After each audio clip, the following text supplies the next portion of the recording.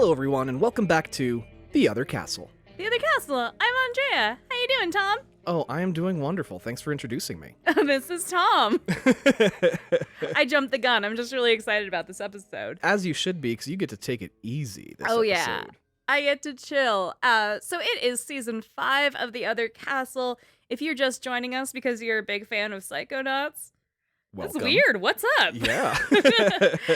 This is our podcast where we discuss the plot, lore, and more behind video games. Your favorite games, your next favorite games, or games you forgot existed, just like this one, right? You didn't know this one existed? Didn't know until you told me, and I was like, I don't know what's happening and why this is so loud, but here we are. I mean, I would put this in our top 5 most requested episodes. Really? Oh, yeah, easily. People love this game. I don't think I've read all of the emails because that does not sound familiar.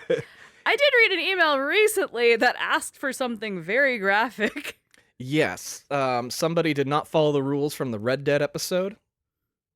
Out of love, though. Yeah. But, you know, it is what it is. I really enjoy reading the emails that we do see, though. Fucking weirdos. Yes, we love you guys so much. We have some of the best fans. I know it's cliche as fuck to say, but... We do, though. We do. We really do. Yeah. I am a big fan of our fans. I think you guys are really fucking cool. And Tom reads emails more than I do. I try and read them, but yeah, man, they do get read. Every single one of them by at least one of us, if not both of us. And we appreciate the love. And if you want to find out who is communicating with us, stick around till the end of the episode. We're going to be doing some shout outs today, everybody. Oh, fun! That's so Yeah. cool. I mean, it's cool that we got people listening. So, you know, Yeah. we're gonna do a little bit of shouting out today. How's that sound? That sounds great. I mean, 5 seasons in. It's been longer than 5 years, Oh, right? it's been much longer than 5 years. Okay. It's been a while. Although I would really suggest starting at like season 3 or 4 if you're just joining us. That's when I get really into it and we hit our stride and I start playing more games. But, you know, there's some gems in season 1. I think the Centipede episode's absolutely fucking insane. I mean, we still reference Dragon's Lair all the time. Because it haunts me, Tom. It fucking haunts me. I'm not okay.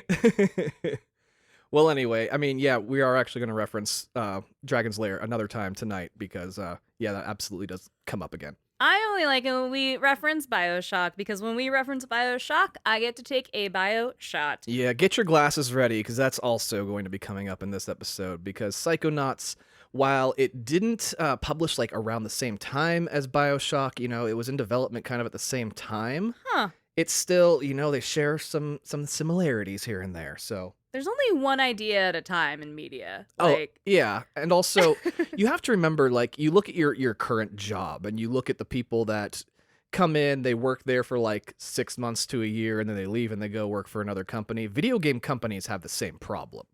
Yeah, definitely. So, you know, they do tend to, like, go in, learn everybody's ideas, quit, get fired, whatever, and they go on to another company and they're like, hey, this is what everybody else is doing. Yeah. And then we all just end up with this wave of the same shit, but at least different flavored, you know? Yeah, absolutely. So let's talk Psychonauts. Yay. I am excited because I truly don't know anything about this game. Well, you're about to learn everything about this game. Psychonauts was published in 2005, and it was the debut game for Double Fine Productions, which was founded by the game's creator, Tim Schafer. Double Fine. That sounds familiar. Does it? I mean, they're still in production today. Okay, cool. Yeah, they still make games. They're one of those companies where they're more the subsidiary, and then they'll sell their product to a larger distributor. Oh, okay, cool. So let's talk about Tim Schafer a little bit. Okay. At the time, he was a pretty well-respected game maker who got his start on the point-and-click adventure series, The Secret of Monkey Island. Oh, shit. That still pops up on best of lists. Like, that is still very well-revered game. Yeah, it might be a game we cover eventually, to be real. Monkey Island Secrets. And that was through LucasArts. And you know LucasArts, they're a subsidiary of Lucasfilms. I'm familiar. As in George Lucas, yes, the whole Star Wars world. Does that mean Psychonauts might be canonically in the same world as Star Wars? Is that what you're implying? Absolutely not. Okay, but we're going to pretend that is. Gotcha. A lot of the designs for the creatures, though, I mean, they are like very similar to what you see in some Star Wars characters. For example, the main character of this game looks a lot like Maz Kanata from the episode 7. Ooh. Yeah, actually, I would say if you were going to picture anybody, picture her as the main character. That's cool. Are there porgs? There's no porgs. Oh. Are there porgs? I mean, there's cutesy little animals, honestly, that might not be too far off from porgs. However, this is literally decades before those movies came out. Porga nuts. Porga nuts. His work at LucasArts led to him being able to helm a game, and that game was called Full Throttle. Full Throttle. The Mountain Dew? No, No. This was a video game. It was another point-and-click adventure game. Okay. And while developing that game, he came up with this idea for a psychedelic level where the main character takes some drugs and goes on an acid trip. Oh, shit. Like in GTA 5. A little bit, yeah, when Michael gets drugged by his son and he's like flying through the air and stuff. Oh, yeah. I love that sequence. Problem was, Full Throttle was supposed to be a family game. Oh, no. So you shouldn't be doing the drugs in front of the family. No, so they threw that idea out, but like it always stayed in the back of his mind. They're like, damn, this would have been cool, though. Yeah, and after Full Throttle, he went on to create a cult classic game by the name of Grim Fandango. Oh, man. Yeah, that's a game we almost covered on the show, but we really struggled to get into it. We tried really hard, though. I remember being like, I have to take notes. I have to give a shit. And I just couldn't make myself give a shit. Yeah, it did win the 1998 Game of the Year award from GameSpot. Oh, wow. So, I mean, you know, it did well. It was Yeah. very well received. And, you know, it got him another game at LucasArts. I mean, hey, you can't argue with success.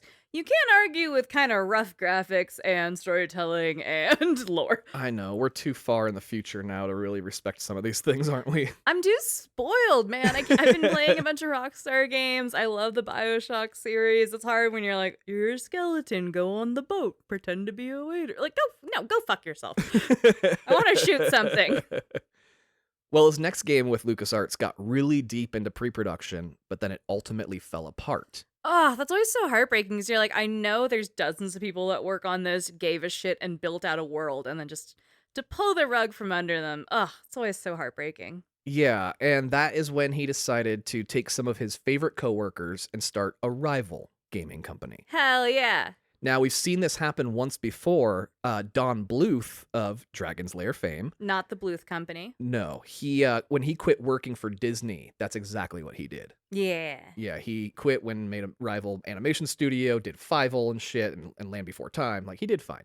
Yeah, they're still making Land Before Time. Yeah, exactly. They're in like triple digit Land Before Times now. It's great. Triple digit Land Before Time. Well, it was that thing when I was a kid, there was one, Mhm. and then the next week when we went to the video store, there were 8. And then the next week, it was like a full half wall that was like the Land Before Time corner. And I was like, how fast is time moving for you? Because for me, as a child, it's been a week. And Yeah. you have taken over the entire silver screen video. I'm dating myself and showing exactly where I grew up. It is what it is. I mean, it makes you wonder why they didn't just do like an animated TV series. It was ahead of its time. For their first game, which was an extremely ambitious title, and today's episode, Psychonauts, was described by Tim Schafer himself as, "We are going to make what could conservatively be called the greatest game of all time ever, and I think that's awesome." No pressure, you fucking weirdo. Oh my god. I mean, here's the thing. It went on to receive rave reviews from critics. Okay. And he got himself another Game of the Year award, this time Damn. from Eurogamer. The reviews especially praised the comedy of the series. Oh, I love that. Yeah, it was very unexpected because this game was not presented as being funny. Oh, it was surprise funny? It was surprisingly funny because the average age of the characters in this game is probably about 12 years old. Oh shit, so it's kids. It's children, and it is some of the most adult humor I've ever experienced in a game. And I'm like, Oh, we no. did Leisure Suit Larry on this. Ugh. Disco Elysium. These are some pretty adult games. This game isn't like nearly as graphically adult, but damn, some of the topics they cover is like, I hardly think this shit at my age today. Oh, I'm so excited because that is a weird turn I did not think we were taking. And a big part of that comedy comes from somebody who we have very, very briefly mentioned on the show once before. Is his name Henry? No, this man Oh. is named Eric Wolpaw. Wolpa. Cool last name. Yeah, I mean, I don't even think you remember this name. So, in our episode about Portal, I talked about something funny Eric had said about why they chose chocolate cake as the driving motivator for the first game. He's that guy? He's that guy. We also, in that episode, mentioned how one of the writers from Half-Life 2 was brought onto the Portal team to help them build out the story in the world of Portal. Yeah. Eric Walpaw was that man. Hell yeah. Eric's fucking hysterical. He's a very funny man, and it's not the last time we're going to hear from him this season, even. I hope so. He's fucking great. What a good creator. Oh, big fan of his work. Yeah, I was not expecting to run into him in this episode, but it was really delightful surprise. Surprise! Yeah. It was initially developed as an Xbox exclusive. However, the parent company of Double Fine Productions, a company called Majesco Entertainment, did some backdoor dealings and found a production company that could port the game to PS2 and had that done without the team at Double Fine knowing anything about it. Oh, shit. Did Yeah. that cause some drama, or were they cool with it? Lots of drama. Okay. So, I would anticipate, because that's some fucking insane shit. yeah, and that's not the only drama here. This game suffered from serious crunch culture issues. Oh, no. And before the crunch culture story really took off, that's pretty early. Crunch culture's really happened in the last 10 years or so of people really cracking down and going, hey, what if we gave developers some life balance? You are so right, to the point where they were actually bragging openly about the horrible fucking conditions No. and the suffering the team endured to get the game out. Oh my God. They were fucking proud of it. What a nightmare. Even bigger problem, nobody seemed to care about the effort that went into the game or what the critics said, and the game fucking flopped horribly. Oh shit, seriously? It did awful. Nobody played this fucking game. Oh my God. And everybody loved it. Everybody that played it absolutely loved it, but nobody fucking played it. All 12 people that bought it really enjoyed it. And it honestly just floundered around for a number of years. Holy shit. And Majesco Entertainment just about went under because of this game. Oh my God. So this Yeah. game almost just collapsed it on itself, basically. Entirely. And it took Holy shit. 7 years, but eventually Double Fine was able to purchase the full rights to the series back from Majesco, and they did a full remaster of the game for modern systems. Oh, wow. So once they've regained those rights, the fates of just about everybody completely changed. They gave it a facelift and offered it on Steam as a humble bundle, and in a few hours, they sold more copies than they had in the entirety of the years previous. Holy shit. So they should have had the reins from the fucking start. From the very beginning. That's amazing. So finally, people were playing Psychonauts and they fucking loved it. Hell yeah. Because as I said, it was a really ambitious title. And like Marty McFly says, you might not be ready for it, but your kids are going to love it. And their parents are going to laugh at these weird ass jokes you're going to get. Yeah, the game was just way too ahead of its time when it was released. But several years later, it just felt right at home with gamers. That's cool. And you just played it recently, so Yeah, exactly. And still functions. we'll get into that. Oh no. Oh no. So for the voice talent in the game, they went with one of the heaviest hitters in the voiceover community and hired Richard Horvitz to perform the lead character Rasputin Aquato, or Raz for short. You just said Rasputin Aquato, that's not an insane name to just say out loud. Oh, it's a fantastic name, and it's actually, he went with this name because there was a coworker at LucasArts with the name Raz.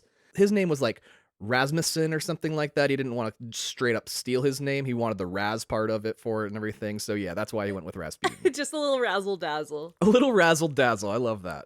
But yeah, so if you don't know who Richard Horvitz is by name, you definitely know his work. Okay. And his biggest role, in my opinion, being that of Zim from the cartoon series Invader Zim. Oh shit. Okay. Yeah, he did Fairly Odd Parents, Loud House, Rugrats, Oh. Kim Possible.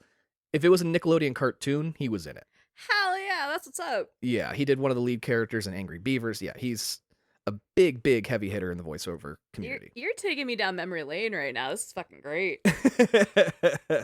And as I was telling you, the average age of the characters are about 12 years old, Mhm. and they initially were going to hire children for all those roles. What a nightmare that would have been. Oh my god. Yeah, due to the length of time it takes to make a game, And also kind of the horror stories they heard from like the production of the Peanuts cartoon series, because they did use children, and apparently it was a nightmare fucking doing that. Sounds like it. They decided to go with adults doing, children voices. Which is what most voice performers are in like cartoons and shit. Yeah, absolutely. Honestly, this is way better than Jack Marston in Red Dead 2. Sweet baby Angel Jack. So sorry to the person who did Jack Marston. It's just that they figured it out with this game, definitely.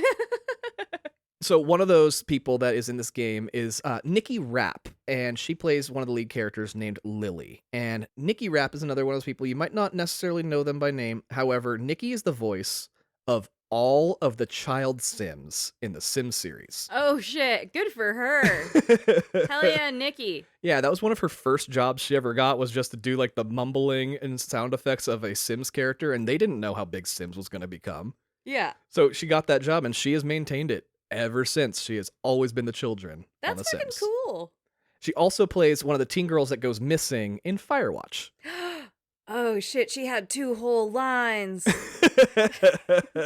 And Henry's like, there's a bunch of kids here drinking beer, and then their tent gets oh, Firewatch is so fucking good. Yeah, go back and listen to Firewatch if you haven't. Hell yeah, listen to Henry. I love all video gaming Henrys. You do.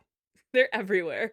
And the rest of the cast is just like a list of grade A voice talent that has been playing like your favorite video game characters for years. Hell yeah, I love that. I love when it's a game that's low-key all-stars fuck. Yeah, right? No, it's really cool. And especially because at the time, they were hiring people that weren't necessarily big names. They've just, since then, grown to be so fucking big. Just an ensemble of the future of voice acting. Yeah. That's so fucking cool.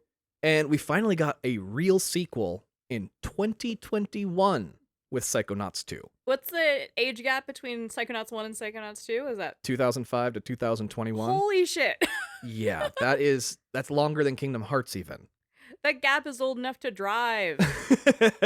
God damn. And honestly, it was as well regarded as the first game. Really? I remember this coming out and being like, I don't remember Psychonauts 1.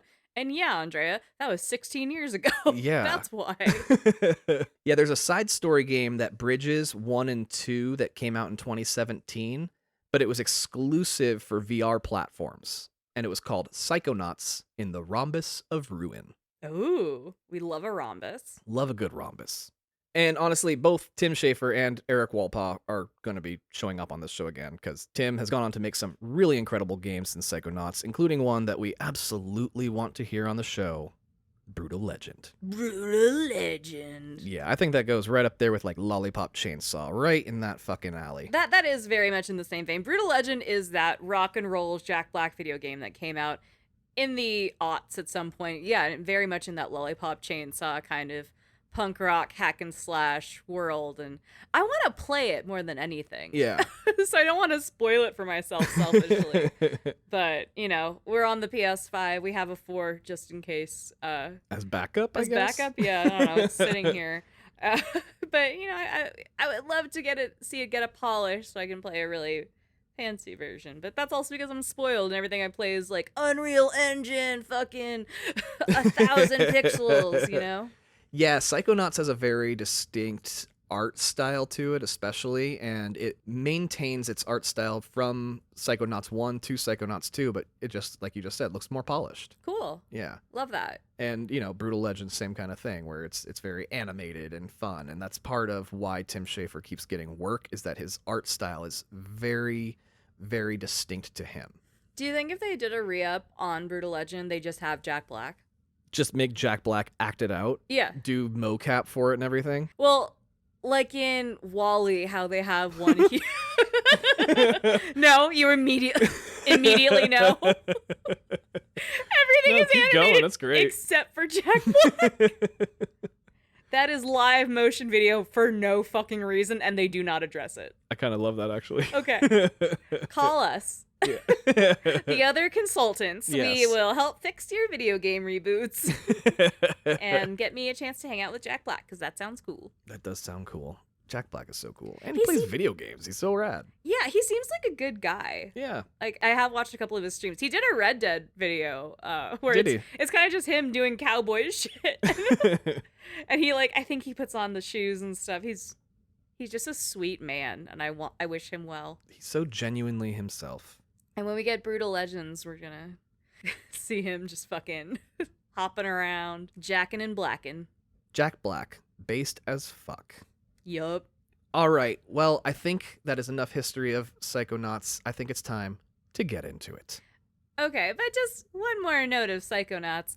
Do you know what Psychonauts means socially in the circles? I'm actually really glad you asked that question because I do, but why don't you let people know what Psychonauts is a reference to? In the same way someone that perhaps tosses a devil's lettuce salad is called a stoner, someone who eats a shit gang of mushrooms all the time can be called a psychonaut. Psychedelic mushrooms. Oh yeah, not fucking like Shiitake. umami flavored shit or like portobello as a motherfucker. Right. I don't know why I said it like that. That was way too hard for no reason, but you know. Be responsible, everybody. You know, it makes sense considering that the original idea came from he wanted somebody to do acid and have a trip, and that's where this game's idea came from. I'm going to plead the fifth and just shut up while you do the rest of the game now. So the game opens with a slideshow presentation on the human mind. What the fuck? Are we in school? Kind of. We get some stats about the human mind and how it is a battlefield of dreams, as told to us by a gruff-sounding, militaristic man. Ooh. It's very reminiscent of a scene like out of Patton or other old war movies where the general like stands in front of a projector giving a rousing speech to his soldiers, you know? Okay. And the military man says that the brain is their beachhead and that we are about to embark on the war inside the brain. Are they doing a D-Day hype talk for the brain? They absolutely are. Oh my god, what is happening Like they're already? storming the beaches of Normandy in World War II. You haven't gotten to the title screen and I'm like, why is this happening? Well, he says that we are training to be an elite fighting force of mental warriors called Psychonauts. Mental warriors? And anyone who fails their training will die. Is this a metaphor for like SSI tablets or like Prozac or something? That's where my brain goes. You know, it's funny that you say Prozac immediately. This game has such a focus on mental health. Huh. Like, this is one of the most, like, mental health aware games. Honestly, most mental health aware entertainment avenues I've ever seen. Okay, but the irony of this with a focus on mental health and then contributing to crunch culture. Oh, I know, right? Oh no. Okay, I Oh. apologize for diverting, but that's such an interesting concept. Go ahead. It's probably why they were able to do it so well. They're like, it's on our minds, motherfucker. I haven't slept in 3 days. So after he threatens to kill everybody, we pan over to a group of small children listening to this speech, and one's crying. Of course, because they were threatened with death. We next see these two non-military adults console the child and assures them all that they're not going to die if they don't become a psychonaut. But, like, they could die if they don't become a psychonaut, right? Well, Mr. Military says, well, you might as well be if you're not a psychonaut. Oh my god, what a dramatic bitch. And the crime boy gets named in this game, unlike Five Nights at Freddy's, and that boy's name is Dogan. What a Dogan. And he says that he thought this was supposed to be a summer camp, not a military training school. And this girl named Lily comforts him by saying she's been coming to this summer camp for years and nothing ever happens. Okay. So don't worry. This is a full horror movie. I was dropped off at summer camp. I thought I was gonna fucking go in a canoe and make a lanyard or whatever else happens in that Addams Family movie, and now I'm being threatened with death from a military man. Next up, we get this Kuno-looking bully child. Kuno from fucking Disco Elysium. From Disco Elysium. Yeah, he So looks all like that. toothy and ratty. Yeah, exactly. And he scares the crying kid by saying the only thing to fear is the giant lake monster. Oh my god. Straight up a horror movie. And the military man is named Coach Oleander, and he's in charge at Whispering Rock Psychic Summer Camp. Ooh. You went to cowboy camp as a kid, right? I did go to cowboy camp as a kid. Did they threaten you with death at any point? No, they just threatened us with oats. How does that work? Please tell me everything. Well, I mean, like, if you act it up, you just get oatmeal in the morning for breakfast instead of, like, real breakfast. That was the most thing they did. Honestly, that's not bad. No, it's not. Oatmeal's a good hearty breakfast for young kids. Yeah, I mean, it was unflavored oats, but, you know, they wanted you to live like a pioneer. You'll eat like a horse if you're bad. That's fucking great. So as Coach Oleander is giving more of a speech, a shadowy figure begins to loom from high above in the trees. Ooh. You did say you were in a horror movie. Oh, no. Coach Oleander introduces the other two adults we saw, a man and a woman, as Special Agents Sasha 9 and Mia Vidello. There's fucking agents now? Yeah, that was the two adults that were comforting Dogen. Yeah, but they're agents. Yeah, they are special agents. They are Psychonauts. As they're introduced, that shadowy figure from above comes crashing down out of the trees. Oh, shit. And Dogen screams, "Lake monster!" And all the kids scatter about screaming. I like Dogen a lot. He sounds terrible. So the coach and the agents ready themselves for a battle, and they are able to use telekinesis to lift the shadowy figure into the air and bring it towards them for a closer look. And they see that the figure is just a little boy. Oh, just a loose child? And Coach Oleander attempts to break into the boy's mind and can't. So they release the boy and ask, "Who is he?"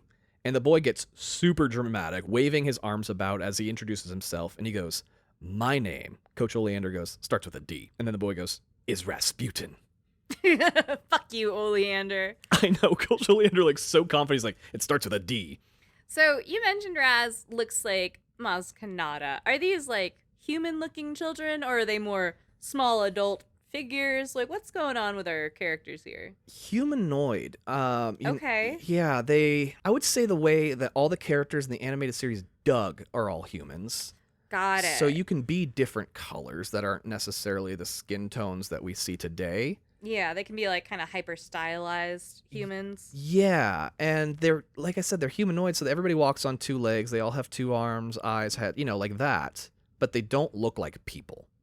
Interesting. Okay, got it. Thank you. Yeah, so the way Maz Kanata, she looks humanoid, but she doesn't look like a person. Right. Like that. And everybody kind of has their own very unique design as well. Cool. So Rasputin, he says that everybody simply just calls him Raz.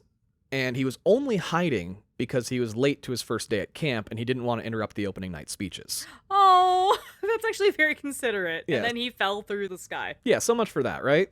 And Raz is our main character of the game, and you get to know him very well over the course of it. And I can tell you right now, he's just trying to be cool.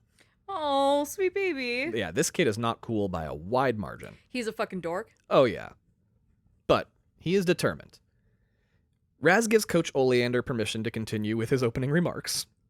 Go on. And the adults are like, "Hold up, you're not registered for camp. Oh. You just broke into a top secret government training facility, don't have a permission slip to be here, your parents haven't paid for you to be here, you don't even go here." He doesn't even go here. And Raz says that his dream is to become a Psychonaut, and that this is where they train Psychonauts. Oh my god, he just rolled up and was like, "I'm here now." Yeah, he tells Coach Oleander that it was actually his words that inspired him to come here in the first place. Oh my god. The pamphlet for the top secret summer camp sounds like some X-Men shit, saying some people are just born with a gift and others are without the gift, and they treat it like you're cursed. And holy shit. This camp is here to help you understand those powers. Wow, it's fucking like a Professor X crash course. Yeah, and holy shit. Raz's family, they fucking hate psychics. They don't like people with powers, so they weren't going to let him go to camp. That's why he had to sneak off to the camp and, kind of sneak in, unlike all the rest of the kids that are there. I think we're edging closer towards Harry Potter living with the Dursleys now. A little bit. Okay, so culturally, psychics exist. Yep. And are real, unlike in our world where they're frauds. Absolutely, yeah. And these psychics have telekinetic powers and some sort of telepathy where they can read each other's brains and things like that. Yep, telepathy absolutely comes into play. And I just want to make sure I understand what's happening, because this is wild what you dropped us into. Holy shit. And there are government agencies that are essentially training kids to be able to weaponize this power that they're born naturally with. Very good. Oh my god. What the fuck? As I said, considering these are all children in this game, this is a very adult-oriented storyline. Yeah. What the shit? In the first Kingsman, how they're 16 to 19 or so, and they go through spy training because they're all super powered or smart or special. But as 11, as preteens in Yep. middle school, the worst years of everyone's life. Are you fucking kidding me? It's like if Hogwarts was like a military training school. I mean, they did form an army as their senior project. That's true. They did. That was their senior project. That's really good. I don't have a great understanding of the Harry Potter series. You're not wrong, though. They kind of did. Yeah, it's their thesis. Dumbledore's army. Mine was a story about a man who got pregnant accidentally and didn't know that was a thing. It's fine. Everything's fine. Well, Coach Oleander is very inspired, hearing his own words reflected back at him. He's like, hell yeah, feed my ego, Rasputin. And he responds, get that soldier a bunk. He's like, don't care. Fuck the budget. This kid's a part of it now. Well, Special Agent Mia Vidello goes on to explain that Raz can't actually stay until they get a hold of his parents, and they either have to agree to allow Raz to stay, or they have to come and pick him up. Ah, the voice of reason. Yeah. The normal thing that any adult should do when they find a loose child. Well, in the meantime, he's not allowed to do any actual training and kind of just has to hang around doing nothing. Oh, poor guy. Which sparks jealousy in Dogen that he gets to go home because Dogen doesn't want to be there. But Raz doesn't want to leave because he wants to make something of himself and show everyone that, you know, he has what it takes to be a Psychonaut. Oh, totally. And Dogen just goes, and then you'll make their heads explode? And Raz's like, what the fuck? No. Why? Can you do that? And Dogen's like, no. Well, okay, only once. But oh, shit. now I wear a tinfoil hat, and that prevents me from letting it happen again. Oh, honey. And also, just like later on, we find through some stumbled upon dialogue, because you get that kind of like how you do in Red Dead. Yeah. We find out that he's actually killed 4 people to date with his mind. What the fuck? Yeah, Dogen doesn't have great control over the powers that he has. This is great. And the 3 adults are talking about Raz, and they talk about how he has an impossibly impenetrable mind. Oh. And all 3 of them tried when he fell from the tree, and none of them could get into his head. So they're like, this kid's got some skulls of steel. Yeah, and Sasha 9 wants to experiment on Raz to see how powerful his defenses actually are. Just immediately. Immediately. And Coach Oleander's like, don't do that, because I have bigger plans for that brain. Oh, no. So the next day, Raz wakes up, and all the kids tell him he needs to hurry up because it's time for basic braining with Coach Oleander. Basic braining? It's so good. Oh, my lord. You know, remember when I was saying in Portal, it's very simple sense of humor, and that's what Eric Walpaw brings to the game, is like this really effective, simple humor, and I fucking love it so much. Yeah. The last time someone was late, Coach made them drink all the soda in camp and then shook him up until they exploded. What the fuck? That's amazing. Oh my god. I love everything about that. I want a DLC of just that kid. That's fucking awesome. What happened to Joey? Well, he slept in 10 minutes. Yeah. Drank every soda on campus and then exploded after he was shaken. Popped a Mentos in him, he flew into the sun. Somebody's like, yeah, that makes sense. Valid, yeah. Well, from here out, Raz has the ability to kind of wander around the camp in an open map kind of way. Wait, and they're still trying to, like, reach his parents, or, like... Yeah, they have to reach his parents regardless, to be like, pick him up or send us a check. Yeah, exactly. And there are sections that are inaccessible based on your items or skills that you have, and as you grow and level, you'll gain items and abilities that allow you to access those areas. Okay.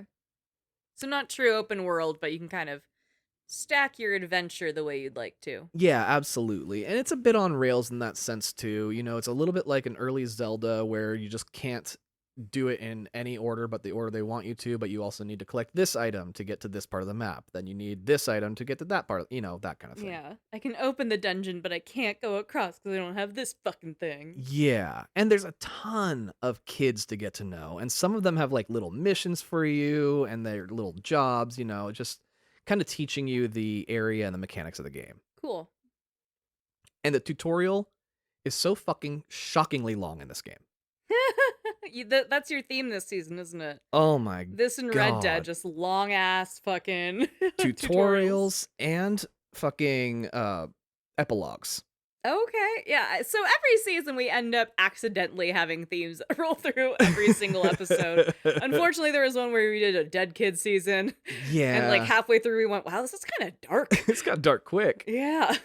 Yeah, there's multiple levels worth of tutorial in this. Jesus, that's a lot of tutorial. And they never address it at any point, but one mission absolutely sets up Dogen to become a serial killer later in life. Oh, that's fucking great. Because he's seen using that brain power of his to kill a bunch of squirrels that he swears were telling him to kill everyone in camp. Like, dead ass, one of those things that they look for in serial killers that's really common with the archetype is, like, hurting animals, head trauma. Yeah, right? Yeah, it's like getting dropped on your head, hurting animals, and I think there's, like, one more. I think it's, like, a parent leaving or hating you or something. But, yeah, that kid's fucked. He's definitely gonna... In Psychonauts 2, he comes back as, like, Slasher Dogen. I wouldn't be surprised. Oh, no. And the mechanics of this game were, for me, very frustrating. Because did you do this on the PS5 or the 4? I did it on the 4. Okay. Yeah, I did play it on PS4, so it is 2 systems past what it was made for. Yeah, a couple generations behind.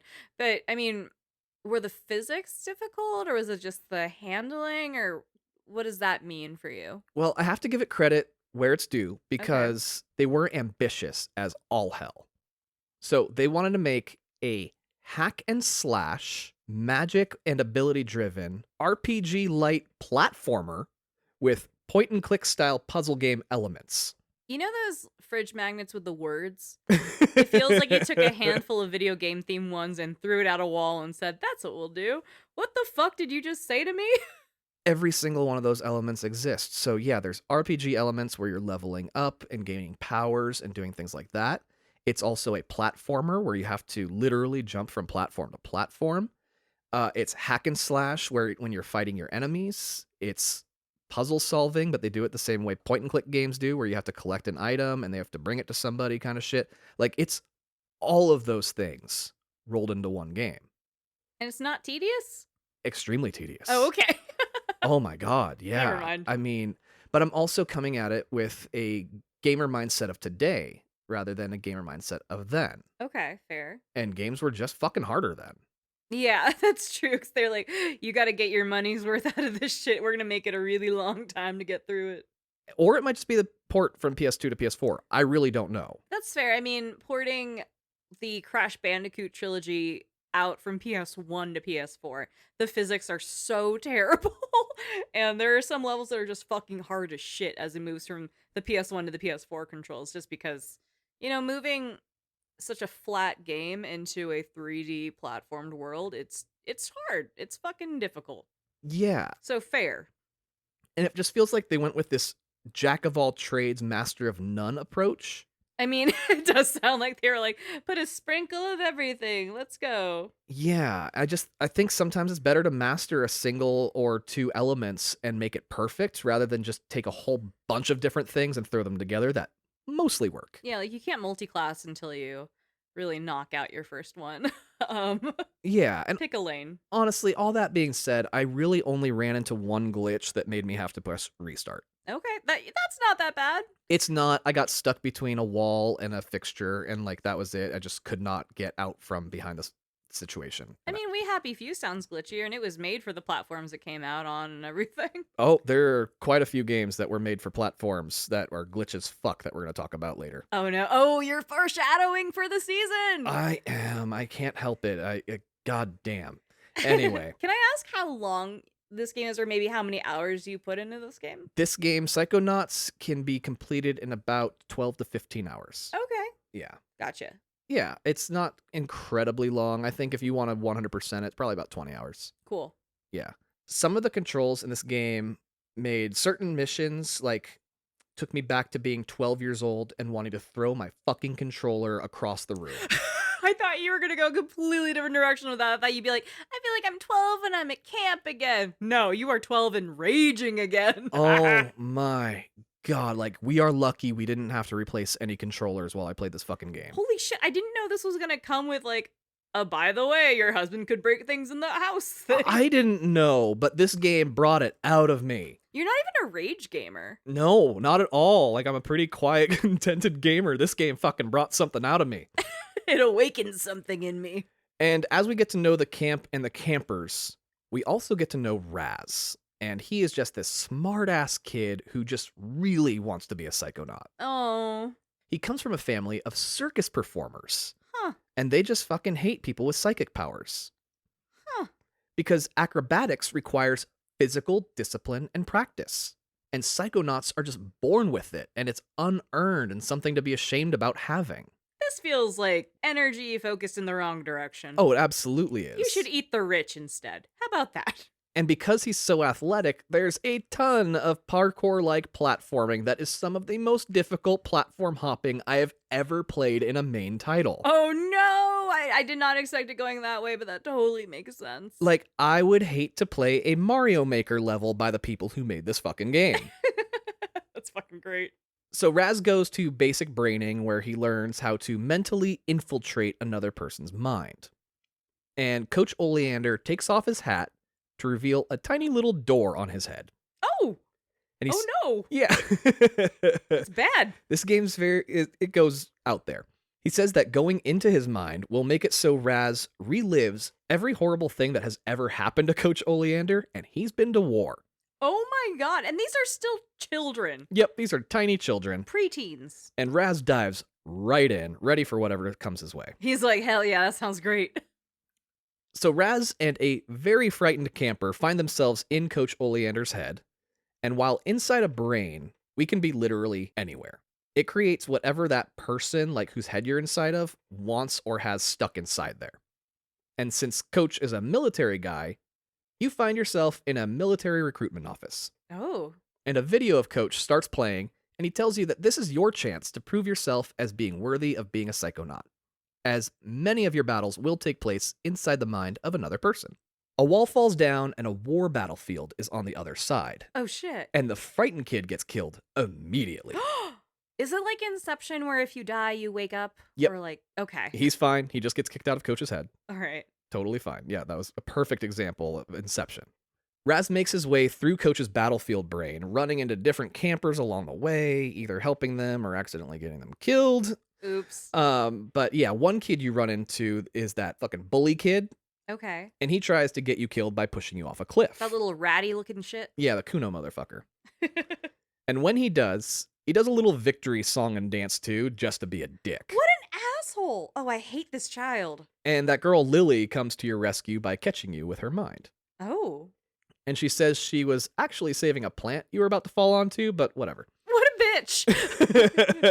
I truly do not care about your life in this fake scenario that we're all in, but this plant was cool. So you make your way further into the Coach's brain, and you eventually get to a point where you get to shove that bully asshole off a cliff. Hell yeah. And out of the Coach's brain, and you respond with the same little song and dance that he did when he pushed you. Good. Stoop down to his level, honey.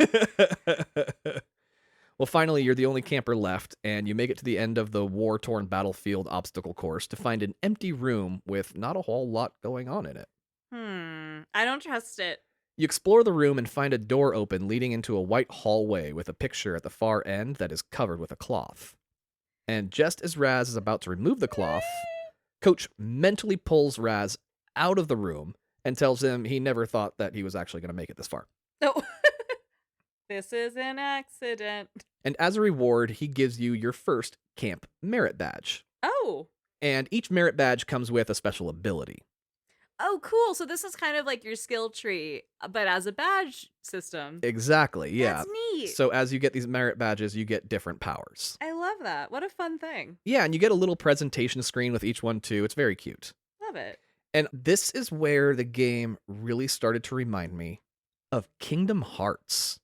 Really? It has convoluted? very similar level structures, story beats, mechanics, ease of understanding the story, all that kind of stuff. But yeah, it really started to remind me of Kingdom Hearts, because like at the end of a level in Kingdom Hearts, he does this little maneuver and he shoots his Keyblade and it ends the level. That's kind of what Raz does here as well. He gets his new power and it kind of like showcases it. It does a very similar scene. You finally get out of Coach Oleander's brain, and he realizes a few of the kids must still be in there because they're not all awake in the classroom yet, so he goes back into his own mind to get them out. He doesn't just kind of vibe this. No, he can't. Not a great overseer of children. No, he's not at all. And in the meantime, the rest of the campers are pissed as fuck at Raz for making them all look bad. Because they're like, fuck you, you're not even supposed to be here, and we look dumb as hell. Sasha 9 comes to Raz's rescue and stops that dickhead bully kid from being a problem. Good. With Coach being stuck inside his own head, Sasha 9 takes the opportunity to ask Raz to come to his lab for some special training, since he is proving to be so capable. Problem being, Sasha 9's lab is in a secret location, and he didn't bother to tell you where that is. And as you meet other people and get to know the camp, you keep hearing stories about a legendary psychonaut named Ford Cruller. Ford Cruller, like a donut. Yeah, he was the best there ever was. He founded the camp, he was the leader of the Psychonauts. Oh shit, so he's like the OG Psychonaut. Yeah, and rumor has it, he too has a secret lair somewhere in camp. Fun. And on your hunt for the lab and the lair, Raz keeps running into a specific old man. The old man has 2 different sized eyes, he's balding, white hair, he just looks like this lunatic old man, and he talks like one. Just sounds like a crazy old man. Love it. And it's the same man over and over again, and he's always doing different jobs, like being a janitor, a shopkeeper, a boat captain, like he's got all sorts of jobs. Cool. But he keeps denying being the same person, and talks to you like you've never met him before the first time, like you meet him. That's really weird, but I like that. Yeah, it's almost like in Half-Life, how all the doctors were just all the same fucking character model. Yeah, they all look like the Colonel Sanders. Yeah, I think it was very much just kind of like calling out that kind of mechanic in video games. Love it. Anyway, one of them helps you eventually find the secret lair of Ford Cruller. Ooh. And you get to the secret lair, and it's the old man. Aha. And he is Ford Cruller himself. Oh shit. And he says that his other personas are just disguises, so he can keep an eye on the campers and keep them from hurting themselves. Cool. And he asks that Raz always play along when he, quote-unquote, doesn't recognize him for the sake of the other campers. Now, his lair contains the world's largest deposit of Psychonium, which was a meteor that crashed millions of years ago, and it gives psychics their powers. Yeah. It also makes crazy people more crazy. Oh no. So it's an enhancer. Yeah. Of all sorts. He uses his lair so he can be the guy in the chair for the Psychonauts and send them where they need to be. That's kind of cool. Yeah, kind of like Spotswood in Team America World Police. Or like how in Batman Beyond, Batman's kind of graduated to just being the guy in the chair. Yeah, exactly. He's like, I know how to do this shit. I got you guys. Yeah. And he tells you something fishy is going on around camp and that he needs some help figuring out what. So you agree to report back anything weird that you might find. You head out and ask Lily if she knows where the secret lab is for Sasha 9, and she points to it on your map, and she's like, it's labeled, dumbass. I kind of like Lily being an asshole. Like, I get that she's supposed to be, like, the bitchy teen girl, but she sounds fucking great, because, like, yeah, fuck you, dipshit. It's not that secret. And it doesn't even say secret lab or anything, it just has a different name, and she's like, everyone knows that's what it means. Obviously. And it's not a straightforward shot, and you do run into a bunch of campers on your way with little side missions and stories. Of course. And one thing you see a ton in this game, like I said, is this positivity towards mental health. Okay, yeah, tell me more about that. Because this game doesn't feel like it's Gen X for millennials, which is what it was. This game feels like it's Gen Z for Gen Alpha. Oh. Because everyone is hyper aware of trigger words, equality, spectrums, sensitivities, and positive mental health. Goodness, so it truly was so ahead of its time. Incredibly. Like, there's a scene where there's a couple kids and they start a band. Oh. And one of the kids asks Raz to hold up a lighter in the air like they're at a concert, you know? Oh, cute. And one of the bandmates objects and says they have a sensitivity to fire because of a family tragedy. And the other band member immediately is just like, oh my god, I'm so sorry, I totally forgot about that. Absolutely, never mind, we don't need the fire. Like, oh, just, hey, how about I be respectful of you? Yeah. Fuck yeah, Psychonauts, I love that. Yeah, and everybody just kind of goes on with their lives. It's fantastic. Unfortunately, this respect was not shown to the team making it. Not at all. The audience can appreciate it. Like, the irony of being so thoughtful and forward-thinking and accepting and loving and safe. And then behind the scenes, they're like, fuck you, stay till 11 p.m. Yeah, tomorrow. Be back here tomorrow at 3 p.m. Yeah. Fuck you. Like, that's insane. Well, word gets around camp that Sasha 9 is going to give you advanced training, and you start to get the feeling that it is not something to be excited about. Oh. Kids talk about it like it's more grueling than fun, but, advanced classes always are, aren't they? I guess, like, yeah, if you're good at PE, they're like, cool, we'll put you on the track team. Like, wait, no, that's just more running. You're good at math. Here, take the advanced math course. Oh, that happened to me. Yeah, I same. had to do that. You're rewarded with your greatness by more work. Like, no, that's not what I wanted. On your way to the lab, you start to get a sense of being watched, and you start to look around suspiciously. Is it just a vibe, or are there visual clues? There's a vibe. Okay. And suddenly, Lily pops out of the bushes and startles you. Is she here to ruin your day? Well, Raz asks what she's doing there, and she says, you really need to stop being so self-centered and realize that you weren't the only one that finished Coach's Mind Challenge. Oh. And Raz asks her if she noticed anyone else in the bushes with her because, he's still getting that weird feeling, and also she doesn't smell like swamp water, which is what he's smelling. She says, actually, you know what? I have heard of a creature that lurks in the trees watching people silently stalking campers at night. And Raz is like, really? What is it? And she goes, you, tree sitter. Tree sitter. And she's referring to that first night when you fell out of the tree like a dumbass. Yeah, and Dugan thought you were the lake monster, which would smell like swamp water. So even though it's marked on your map, you still have no idea how to get to the secret lab. But once you do manage to find it, it's time for your advanced training with Sasha 9. Oh no. And he tells you that he deals with hard science and to stand in front of a giant machine so he can get absorbed into your own brain. So you're going into your own brain? Hard science. Yeah. So now you are going to go inside your own head. Therapy. This Entirely. is therapy. This game is therapy, the game. Oh, God. Entirely. Oh, no. Hey, Headspace, if you guys want to sponsor us, right? This would have been a perfect episode. I'm just saying you're sponsoring every YouTuber for God knows what reason.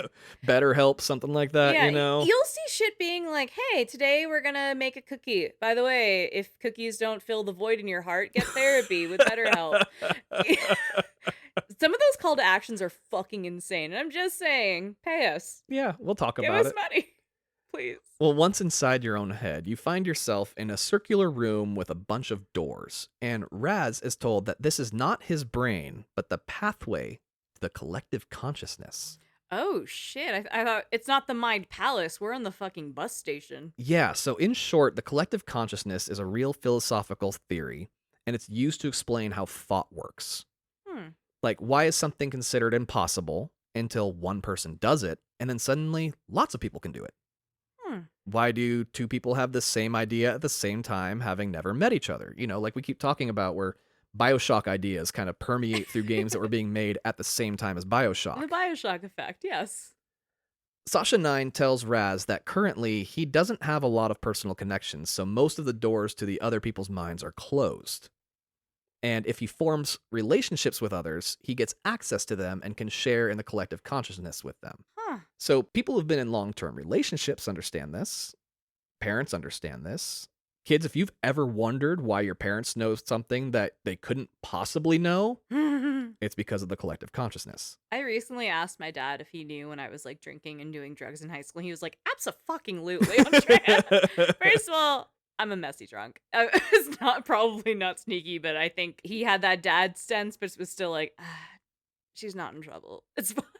Makes a lot of sense. We've known each other for a dozen years. Yep. It happens. It happens. You have this mental connection that doesn't really get explained by any other way. Yeah. So there's a lot of philosophies that this is the collective consciousness. While inside your own head, you deal with some inner demons that Raz is just not quite ready to face just yet, and you run screaming from your own head from a glowy-eyed monster. Running screaming from your own head is fucking a great sentence. Fucking right. Well, back in the lab, Sasha 9 tells you that only you can defeat the demon, as it's your demon to defeat, and that he can only teach you how. You have to go to therapy. I can give you coping mechanisms, but you have to do the work. Oh my God. When you agree to take him up on his offer, he actually retracts his offer because that has always scared every other kid from going forward. Oh shit, he's like, I actually don't know what the next step is. And he says he can't train Raz because he would get in trouble since he doesn't have a permission slip yet. Oh, he offered and then was like, hold up. First of all, this doesn't actually happen. Second of all, where the fuck are your parents? Yeah, he's like, you weren't supposed to say yes. Shit. Does Raz have real parents? Yes, he does. Okay. It's not like he's secretly the agent's kid or something, or... Nothing crazy like that. I don't want to bury the lead, but this game is about mental health. Okay. And where do your mental health problems usually stem from? Mom and Dad. Anyway. I've been to therapy. I know the answer to that one. And it was definitely my mom. Sorry, Mom. Love you now. He then casually mentions there's a workaround that Raz better not do. Wink, wink. Which is follow that secret passageway over there that he points to Ford Cruller's lair and get him to grant you a special permit giving you permission to learn without your parents' permission. Wink, wink. And Raz just kind of takes off down the tunnel without looking back. Yeah, obviously. So Raz gets his temporary permission slip to learn the skills he needs from Cruller, and he heads back to Sasha 9 to learn how to Psyblast some fools. Psyblast some fools? Yeah, so you learn how to shoot like a mental laser out of your head to like hit people. You went from Charles Xavier to just fucking Cyclops. Like, what the fuck? Well, you go inside Sasha 9's mind, and it is very different from the coach's or Raz's. And again, this reminds me of Kingdom Hearts, that opening sequence where you're fighting on the giant stained glass platforms. It's very much the same thing. And you learn how to shoot Psyblasts from your head, and it prepares you for the battle against the demon that's in you. Sasha 9 tells you that you need to practice, and that in a few weeks, you should be practiced enough to be allowed to use it in the real world, as his learner's permit only allows him to use it inside the mind. Cool. While Raz is practicing, he decides to go full Sorcerer's Apprentice and increase the difficulty level.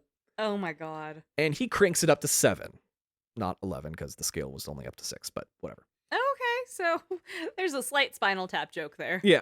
But we're doing a sidestep to not get sued. And chaos ensues. He and Sasha 9 have to fix Sasha's brain before Raz can get back out. And Raz manages to go through Sasha's brain and block all of the bad thoughts from being able to escape.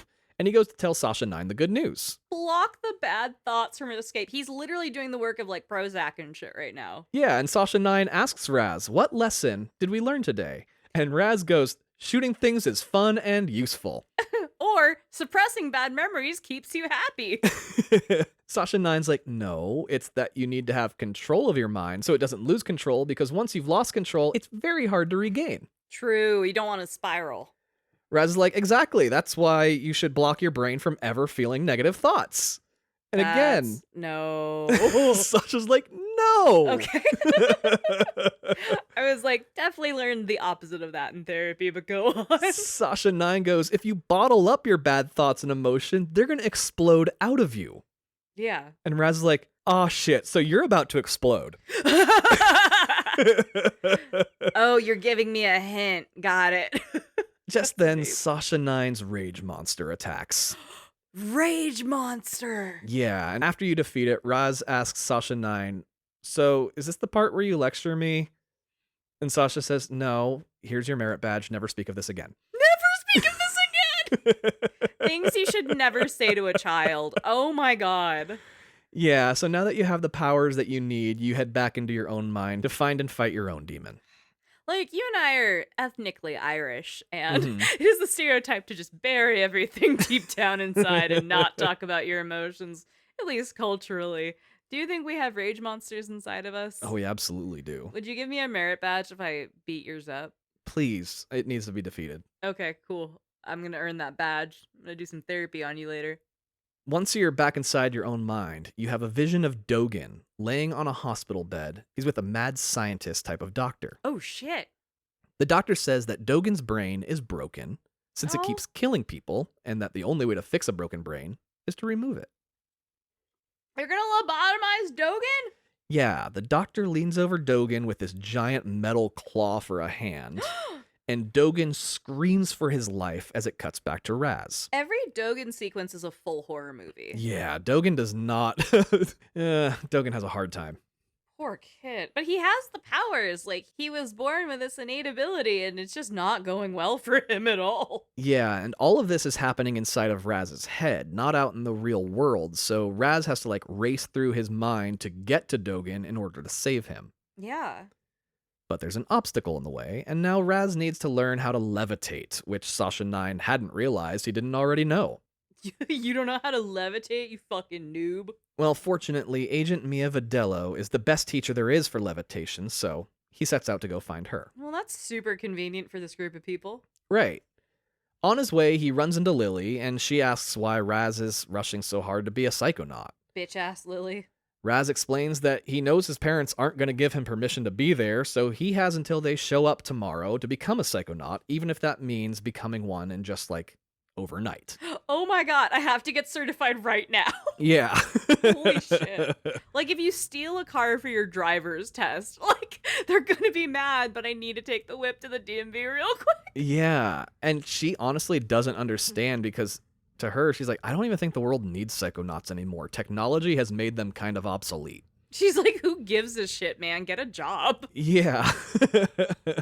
I go to this camp so I can go swimming every summer. Well, they argue a little bit about the merits of becoming a psychonaut, culminating in Lily saying that Raz is just immature. Yeah, you're all 11. Of course he's immature. And then we hear her brain say, immature, but so cute, when are you going to shut up and kiss me? Lily! And Raz out loud goes, shut up and do what? And Lily gets flustered, not realizing that Raz could read minds this whole time, and that's news to us as well. And she runs off embarrassed as all hell. Oh my god, can you imagine? Oh, that poor girl. Oh, I do like that this does touch on some preteen drama like that, because that is some dumb shit you do when you're 11 is I don't love the trope of picking on someone you think is attractive or whatever.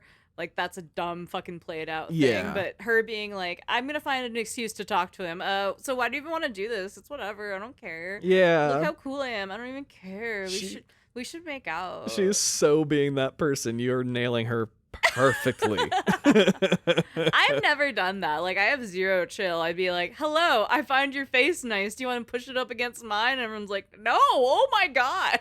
And that's how we got together. And we've been married. Because I have no chill. And you're like, path of least resistance. I'm making myself sound great. I love my therapy. I'm a lunatic. I am way too straightforward. This is going great for me. So Raz goes to Ford Cruller for some telekinesis training, and this becomes one of the most essential abilities in the game going forward, and it's honestly the most broken ability in the game by far. Ooh. It sucks. They make you use this ability to defeat bosses throughout the entire game, and it's fucking awful.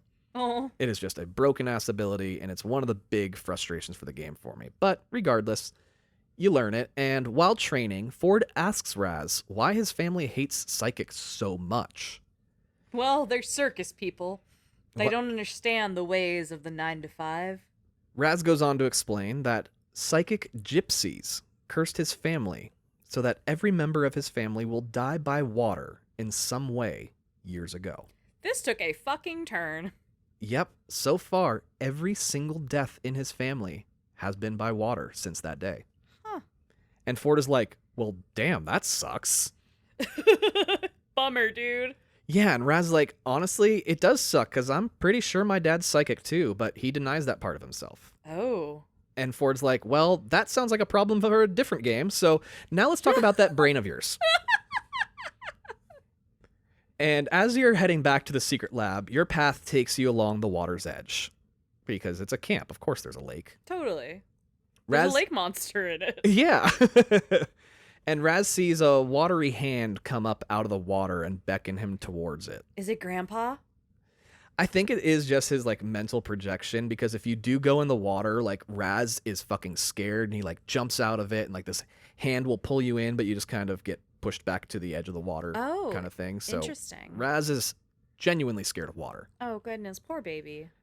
And honestly, he sees this hand and he starts sweating and he's fucking terrified. And he's been so cocky up until this point, too. He's very I can do anything. Look at me parkour off the wall. And now he's like, oh, no, there's water. Yeah. And another camper comes running up to him and he's like, oh, you have a water phobia too?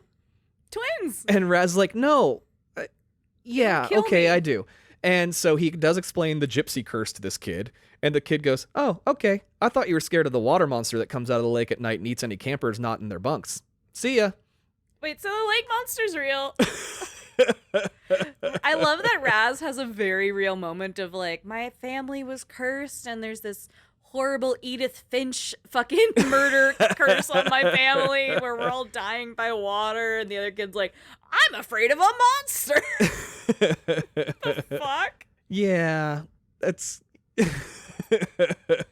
This game is wild. Yeah. You continue on your way when suddenly Dogen emerges from the lake with a 1,000-yard gaze in his eye. Oh, no. Raz runs up to him and starts telling him about the machine-induced dream that he was having about him and how he got his brain removed. And Dogen just kind of stares at him and starts saying, TV, over and over again. Oh, no. You know, like a zombie would with brains. Oh, no. And Raz looks into Dogen's ear and sees the sky right through the other side. He doesn't have a brain. Dogen's brain is missing. Oh, no. Raz realizes this situation is getting bigger and more complicated, so he seeks out some more training before dealing with the fact that his vision was real. Raz finally finds Mia Vidello, and she informs him that his dad will be coming to pick him up the next day. So time is running out. Lily is there as well, and Raz tells her about Dogen having his brain sucked out, and Lily goes, no, he's just like that. Oh my god. Lily being the bitchy mean girl is my favorite fucking character. Raz tells her about the vision he had, and she interrupts him completing it for him because she had the same vision. Oh, shit. She just didn't think it was real. Raz goes to Mia Vidello and butters her up by telling her Sasha 9 said she was the best teacher, so she agrees to teach Raz how to levitate. Oh, that's right. There's a thing blocking your way, so you have to learn how to fucking float, I guess. Yeah, and like even though you don't have permission, she does go ahead and teach you. So you go into her brain, and it is a disco wonderland. Hell yeah, girl. Oh, she is a disco queen that Harry Dubois would have loved to meet. He does love his disco dancing queens. And you gain the ability to levitate, which is really like this mystical ball that you can summon under your feet, and it lets you run really fast and jump really high. Oh, that's cool. Yeah, I don't know why they call this levitation, because it's not levitation at all. It's more like a log running. Yeah, but this game does whatever the fuck it wants. This game clearly does not obey any fucking structure of anything. No. So you get out of her head and tell her about Dogen and how you need to get back into your head to figure out what happened to him. And she looks at you and goes, oh, honey, he's just like that. So... I love that everyone's fully dismissive of the weird kid in pain because they're like, no, he's a fucking weirdo. Who gives a shit?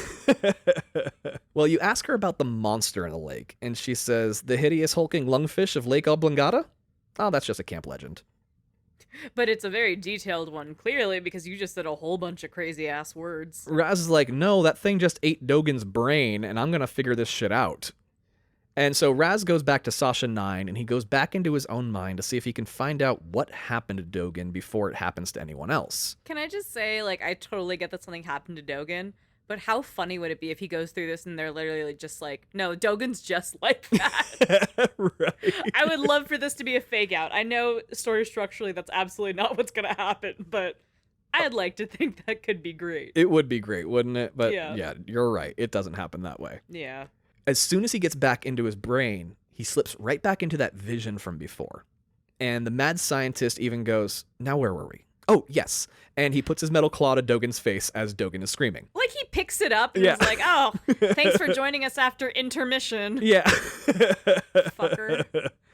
And the scientist twists his arm, that one that has like a claw on it. Yeah. And little black pepper flakes come flying out of it. And it makes Dogen sneeze. Oh. And it sends his brain flying across the room. Oh my god. Not what I expected. Okay. Yeah, so that's how he removes brains from these children. And the doctor scoops up the brain and just kind of drops it down a garbage chute. I guess this could have been a lot gorier, so all right. Yeah, there's no blood or anything. It's just like a wet brain. And he says it's time for the next kid. And he exits the room and he goes into the next one. And we see Lily sitting in the chair waiting her turn. Lily is next. Bitch ass Lily. And Raz actually finds himself in the very room with Dogen. And he just keeps saying, TV. And he can't get into the room where Lily and the doctor went. Oh no. So he decides to chase after the brain and jumps down the garbage chute. Yeah. When he gets to the bottom of the chute, it's just a big room with the brain in it. And on the wall is like a set of blueprints. And when he approaches the blueprints, it shows a drilling machine that's very similar to like Elon Musk's Boring Company drills. Okay. So it's kind of like a big tank with a drill at the end of it. Ugh. And a mechanical arm comes out of the ceiling and grabs the brain. And it takes the brain over to the blueprints and drops it onto the drawing of the drilling machine. And the blueprints kind of turn into a tablet at this point. And the drilling machine like comes alive on the page, and it shows the tank destroying a small town. Holy shit. Raz was so wrapped up looking at the blueprints, he didn't take in his surroundings. And when he finally looks around, he sees he's in that white hallway that was in Coach Oleander's brain from before. The one with the painting with the sheet over it? Yeah, so behind that sheet was these blueprints. Oh, no. But he gets pulled out of the machine very, very suddenly, and Sasha 9 says that an emergency just came up and he needs to go. Oh, my God. Raz tries telling him about Coach Oleander's brain hallway drill plans, but Sasha 9 leaves in too much of a hurry. Yeah. But in doing so, he leaves behind one of those doors that allows you to enter the brain of another person. Oh, you formed the connection. Yeah, so you grab that door so that way you can use it later. That's cool. And they never say it, but this is finally the end of the tutorial. Shut the fuck up. Yeah. What? All of that was the fucking tutorial to the goddamn game. I thought you were going to say this is the end of the game. No, I almost quit the game so many fucking times up to this point because I was like, what's even happening? Like, I'm just collecting powers. I'm doing nothing but collecting powers. Yeah. What the shit? Yeah. Why? That was all the tutorial for this fucking game. From here out, shit gets crazy. I'm sorry. No, it doesn't. What the fuck did you just say to me? Yeah, we're about to get into even more wildness. I don't understand. Raz decides his first course of action is to check on Lily to see if her brain is okay. Totally. Check to see if homegirl's lobotomized. And they had made plans earlier to meet by the docks, so he goes straight there to check on her. What were their plans for? Like to smooch? No, not to smooch. No, Okay. just to talk about all the weird shit going on. Got it. When Raz gets there, that bully fuck is there. Rat-faced Kuno. And he just says, TV. And he wanders away. Good. Don't save him. Fuck it. Raz... Don't help your enemies. Stay petty. Raz finds Lily shortly after, and she's got a bit of a head cold, fighting off the sneezes and sniffles. Oh no, that's bad. She says both Sasha 9 and Mia Vidello are gone, and that Coach Oleander is just straight broadcasting his plans out through the camp's PA system. What are his plans? He is stealing the brains of the psychic children and then putting them into those indestructible tanks so he can take over the world. Oh my god! Yeah. You're right, this did get really crazy. Okay, so the head of the camp is like, plot twist. I am going to harvest the children's brains for powers. And then the two teacher agents are like, let's figure this shit out. They are so gone. Is it implied that the two agents are not in on this plan and it's just Coach Oleander working alone by himself? Very much so, yeah. Okay, so we can trust the other two adults reasonably, but Coach is off the fucking rails. Entirely. And Raz is fucking terrified and nervous, and he tells her that the whole world is literally at stake and that the only two people who can do anything about it are he and her. And she goes, let's make out. I love Lily so goddamn much. And I also do like the trope that the end of the world makes women horny. Yeah. Like, there are so many of these where they're like, we're about to die. Kiss me. Bitch, no. That is not how horniness works. You're never like, oh, it's the apocalypse? Basement's flooded. Let's go at it. Bitch, what are you? This was written by men. And Clearly. Anyway, I'll get off my soapbox. Well, Raz is completely taken aback while she starts talking about like how exciting her life has become since he showed up and everything. So like, it's been hours. Well, at their feet, different objects keep plopping down into the sand. Oh. There's a slice of pizza, and then it gets pulled out. Like, they're standing against some bushes, and so out of the bushes is coming these items. Like getting thrown in front of them? In front of them, yeah. So there's a slice of pizza, then it gets pulled back out, and a TV comes out, a watch, and finally a flower. And she looks at it and goes, like, look at this flower. How long has it been here? And I never even noticed. And she picks it up, and she gets hoisted into the air as the 25-foot-tall, hideous, hulking lungfish of Lake Oblongata tosses her into his mouth. Oh my god. And heads off into the lake. Okay, so now it's just down to you because Lily got eaten by the lake monster. And the lake monster looks like one of those fish that has like the little light that comes out in front of them and stuff, you know? The anglerfish? The anglerfish, but it can walk on 2 feet on land. Oh, that sounds sick. And it has like a giant fucking mouth. Like the mouth is huge. That's really fucking cool sounding, though. I want that, like, as a print. It is. It's a very well-designed creature, honestly. So Raz has to go after the hideous hulking lungfish of Lake Umblangata. He simply cannot do it alone. And he runs over and he steals the local bathysphere. You know, like from Give me a right BioShock. shot. Where's my whiskey? You know what? If it's a Psychonaut episode, maybe I'll just take a cap. And And if they had called it a submarine, I wouldn't have mentioned this, but they called it a fucking bathysphere. yeah, I'm gonna eat mushrooms. The only other time I've ever heard the phrase bathysphere was from BioShock. So, Yeah. you know what? I'm giving it to him. And I'm giving it straight to the face. The lungfish battle is probably one of the most original and creative boss battles I've ever seen. Ooh. The game shifts to second-person perspective. Hmm. Do we want to break down what that means? Please. Because first person is like what you see in a first-person shooter, BioShock, Call of Duty, that kind of game. Yeah, you're inside the person's eyes. Like, you're inside of them. Third person is like what you see in like a GTA, Assassin's Creed, Spider-Man, those kinds of games. Last of Us. You can see yourself in full body form. Second person is something else entirely. Yeah, I don't really know what that means. Second person is when we see our playable character from the first person perspective of another character. How do you even play as that?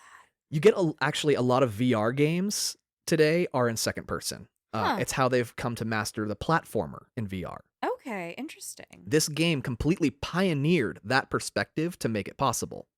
Wow. So it's looking down at Raz, and you're controlling Raz still on the screen, but you are looking at him from the perspective of the lungfish. Whoa, that's wild. It is so fucking crazy, and it is one of the hardest platforming sections of the game. Yeah. Well, when you break ground, it's not always going to be smooth. Yeah, like you said, it's groundbreaking, and I was genuinely astonished by what they pulled off here. That's really cool. Eventually, Raz realizes the lungfish is just misunderstood and decides to use his new brain door to go inside the head of the lungfish to see if he can figure out why he's so grumpy. Little grumpy boy. I personally regret that decision Oh no. because the lungfish has a very weird brain. Yeah, it's a fucking fish. You get inside his head and find an active city street full of tiny lungfishes going about their normal day. Wait, that sounds adorable. Why would you regret this? A cop lungfish helps a lady and a baby lungfish cross the street, and they have a very Aw. mundane conversation about following traffic laws. Oh.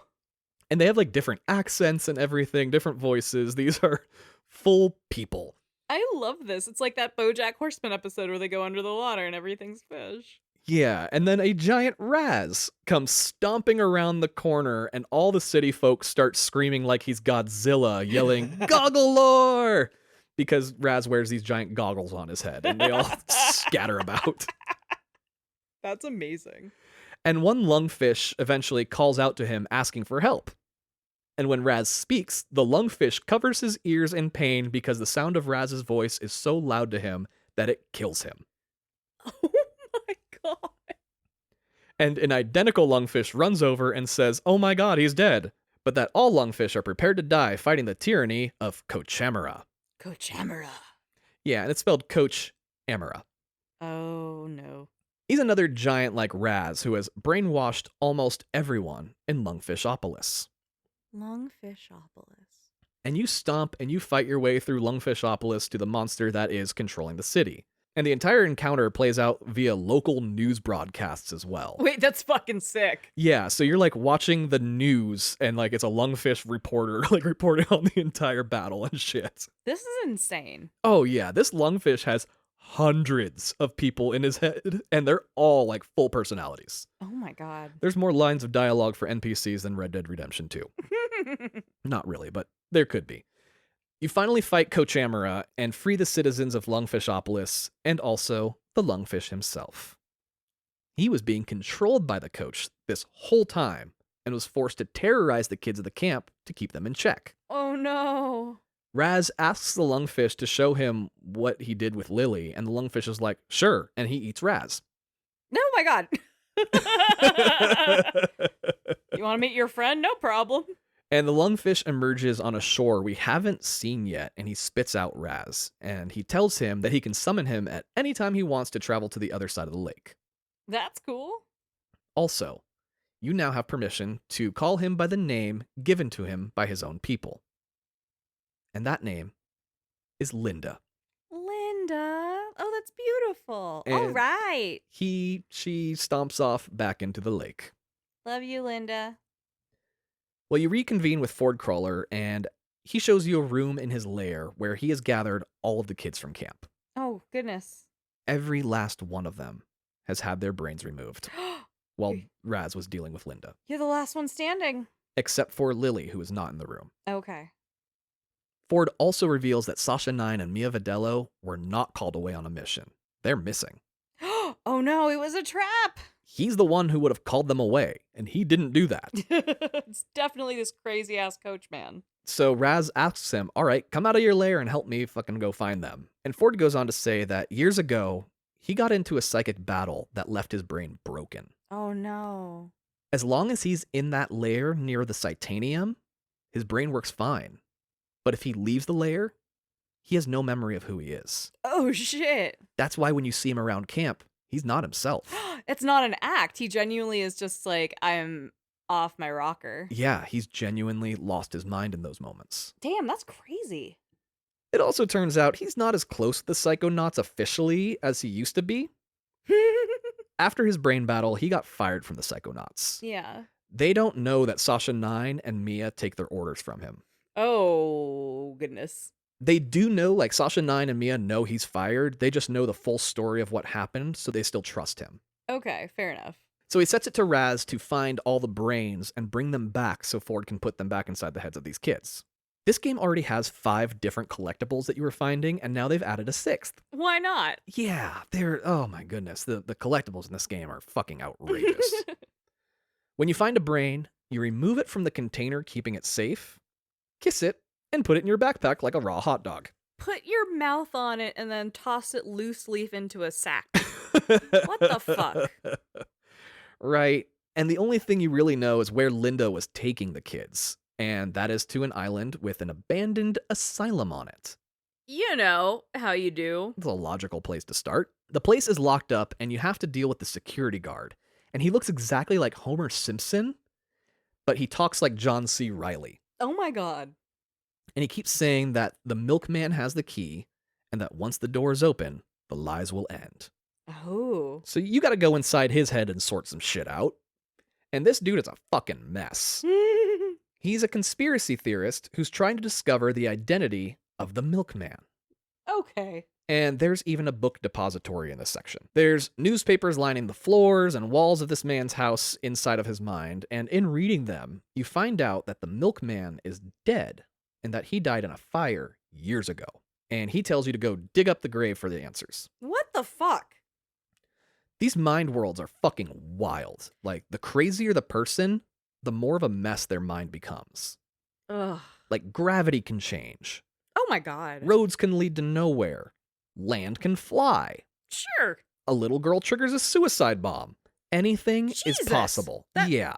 You named a couple weird things and then a really scary thing. What the shit, man? It is fucking dark and strange. And inside this person's mind are a bunch of little girls. I don't like that. And they're essentially Girl Scouts, and they keep offering cookies and candy.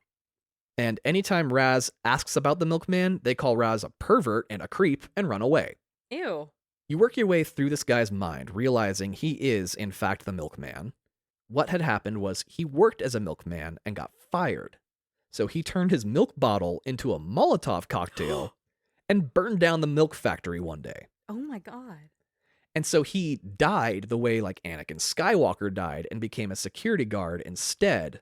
But now his brain is so broken, he doesn't know who he is anymore. Oh my god.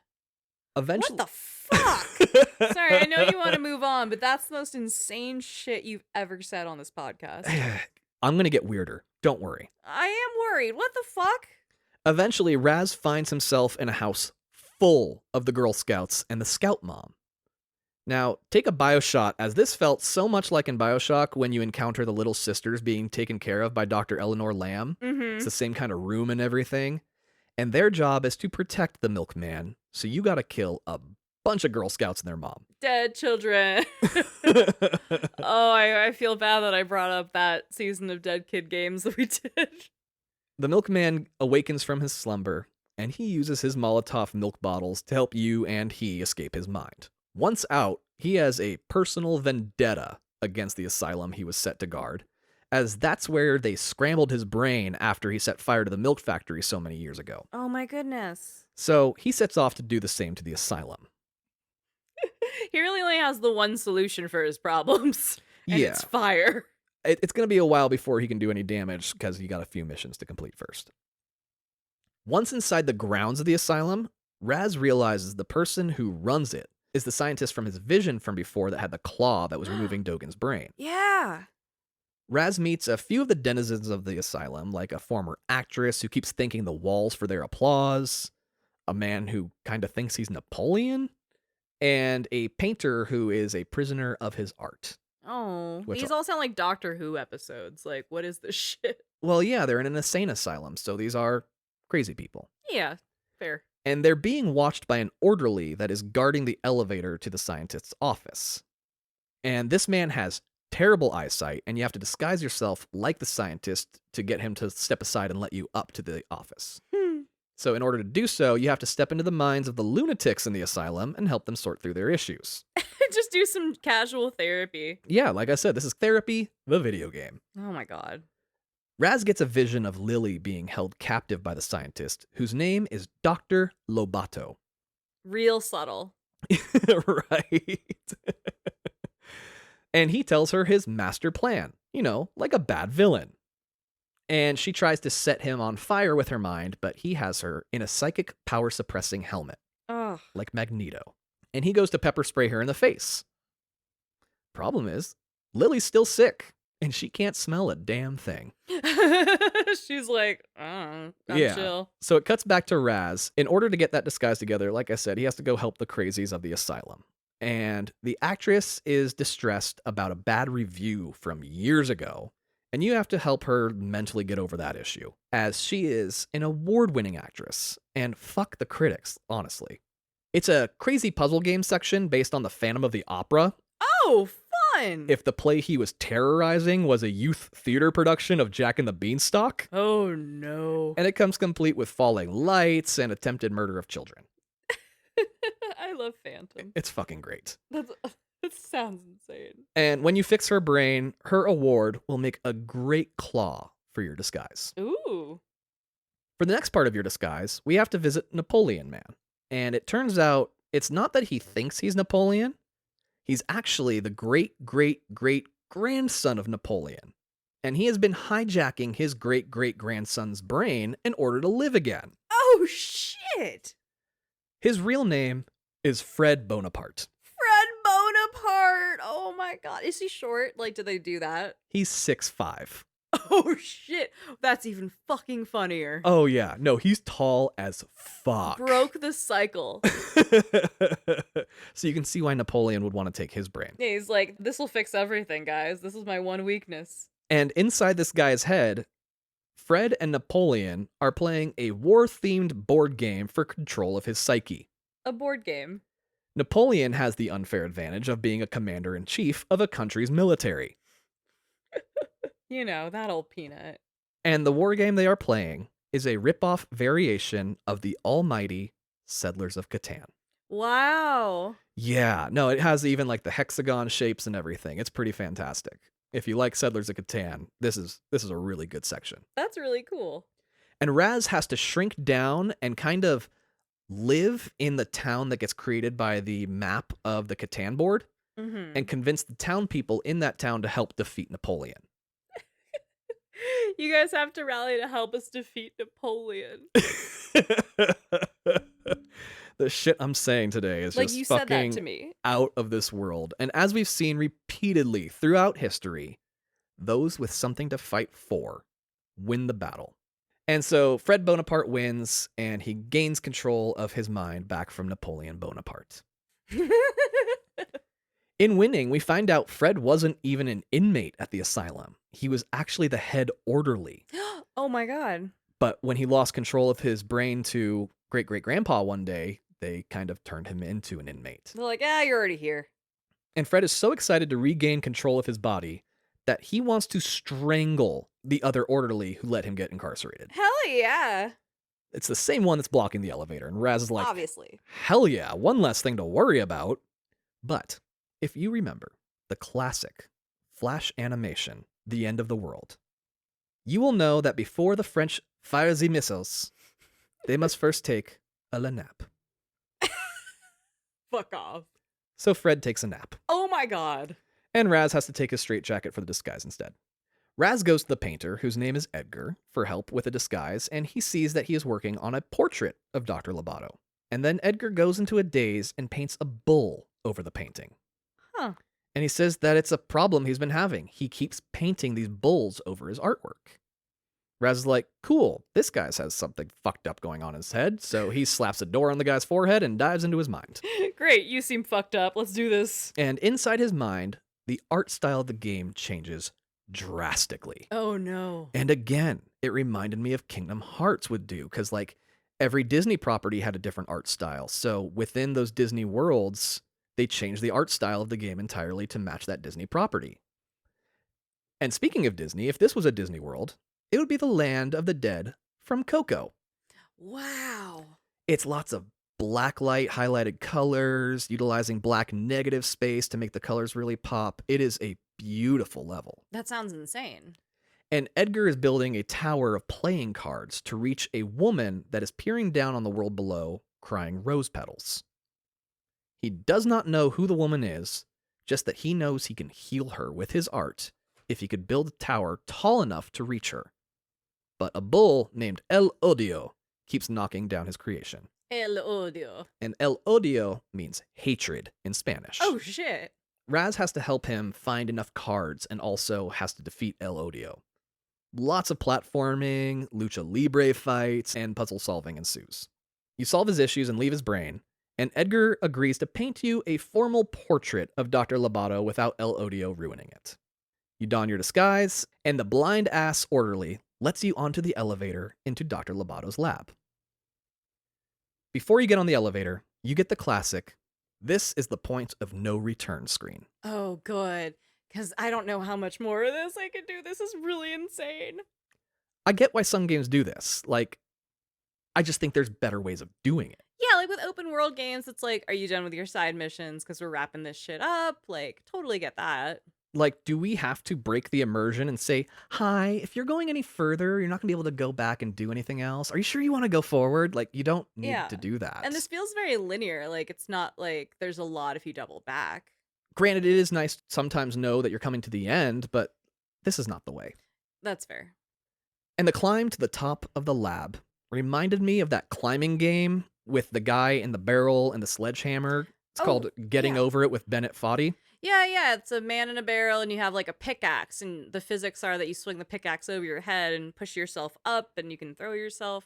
Yeah, and if you fall, you gotta start all over. Yeah, it's a pain in the ass. And that is exactly what you have to fucking do here. Have a pain in the ass. You don't have the sledgehammer and the barrel and shit, but it's climbing, and it is fucking hard. Oh. And the whole time, you're chasing this little character up the tower that is not Dr. Lobato.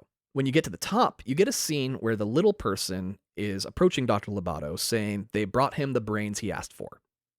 Dr. Lobato refers to this little person as Shigor.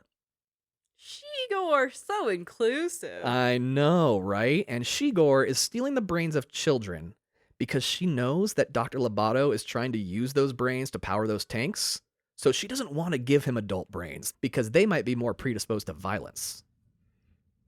Lobato is mad at Shigor because the kid's brains aren't violent enough. So he threatens to cook her pet turtle and make turtle soup out of it. Oh my god, that's so dark. Crazy dark, right? Like cooking somebody's pet? Oh my god, that's some Fatal Attraction shit. Yeah, right? Fucked up. So she doesn't want her turtle to get cooked, and she gets Yeah. him the brains of Agent Sasha 9 and Mia Vidello to Oh. get him to stop threatening the turtle, Oh, whose name is Mr. Pokelope. Mr. Pokelope. And now Dr. Lobato doesn't have to turn him into Mr. Smokylope. Jesus fuck. What the shit is this? Well, Raz sees all this, and he approaches Shigor outside of the lab, and she agrees to take Raz to where she's keeping Sasha 9, Mia Vidello, and Lily, as long as she agrees to help free Mr. Pokelope. Oh. Now that her shit's at stake, she cares. Yeah, well, once Mr. Pokelope is free, he can tell her what to do. What the all right. Yeah, Raz like, oh. Oh, you're no. weird. But agrees to help because, she said she can take him to the others, so. I like to think that, meanwhile, across town, Raz's dad is like white knuckle driving the family van, being like, this motherfucker, he is so grounded. And then we cut back to him being like, I have to save the world. Yeah, exactly. His dad's still on the way to pick him up, and he is not happy. He's doing that angry dad driving. Right. With no music on, just like, this fucking kid. When Raz gets there, Lily is fine, but the Good. other two are brain dead. Oh, Lily's managed to escape all this just because she caught a fucking cold. Right. That's pretty good. And Raz immediately starts talking about how he's been thinking about what Lily said earlier about making out. And it's like, not now, Raz. Yeah, not now, ever. First of all, you're 11. Keep it in your goddamn pants. Right. This podcast has a hard stance on children exploring their sexuality in a safe environment when they're old enough to process what they're doing. That's the stance we're gonna take. I don't care if it pisses anyone off, but wait until the world not ending to explore having a new partner you want to smooch. Well, Raz has to go get the brains of the agents back so they can help you defeat Dr. Lobato and Totally. Coach Oleander. Yeah. But first, it's a rescue mission for Mr. Pokelope. Yeah, let's prioritize the turtle. Well, you bust him out of his terrarium and bring him back to Shigor. He was in a terrarium? Of course she was. Wait, that's kind of wonderful. They didn't just stick the turtle in a box. They're like, all right, well, this is like your home, but little. Yeah, and Shigor is so happy to see her best friend, Mr. Pokelope. Oh. And she picks him up and says, okay, Mr. Pokelope, tell me what to do. And Mr. Pokelope just stares at her. Yeah, because he's a fucking turtle. And she begs and pleads with Mr. Pokelope to tell her what to do next. Mr. Pokelope just stares at her. She's definitely an only child. And Raz is like, oh God, here we go. And then in a deep baritone, Mr. Pokelope says, that's right, baby, daddy's here. Oh my god, wait, no, I did not like that at all. Why did the turtle say daddy like that? Everything's gonna be all right. Now, here's what we're gonna do. Oh my god. And the scene fades out as he whispers his plan in her ear, and Raz looks around in shock. Yeah, because what the fuck? Shigor approaches Dr. Lobato saying she has found the best brain she has ever found yet. And he says, that's what you always say, but sure, put it over there. She's shaking and worried, and the brain speaks out to her in Mr. Pokelope's voice, telling her everything will be all right, just get him into Dr. Lobato's machine, and he'll take care of the rest. Ooh. Once Mr. Pokelope is in the machine, he says, it's time to make the soup. And he blasts Dr. Lobato off the tower. Holy shit! So this turtle's a dick swinger. We were right to save the turtle. Yeah, don't threaten to make him into soup. He will fuck you up. Okay, no more straws forever because save the turtles fucking saves lives. Yep. This is amazing. Shigor helps you reinstall the brains of the agents, and they are really impressed with her work as they feel 100% themselves. Hell yeah. Sasha 9 even says he's been needing a lab assistant and essentially offers her a job on the spot.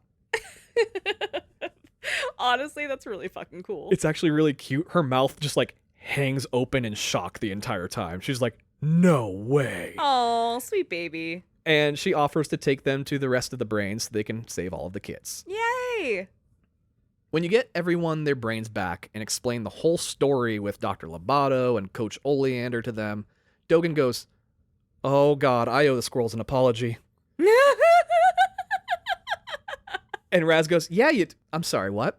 Squirrels? Dogen says the squirrels were telling him the little one is going to kill everyone. And Dogen just thought instinctually that they were talking about himself and not Coach Oleander. Oh my god.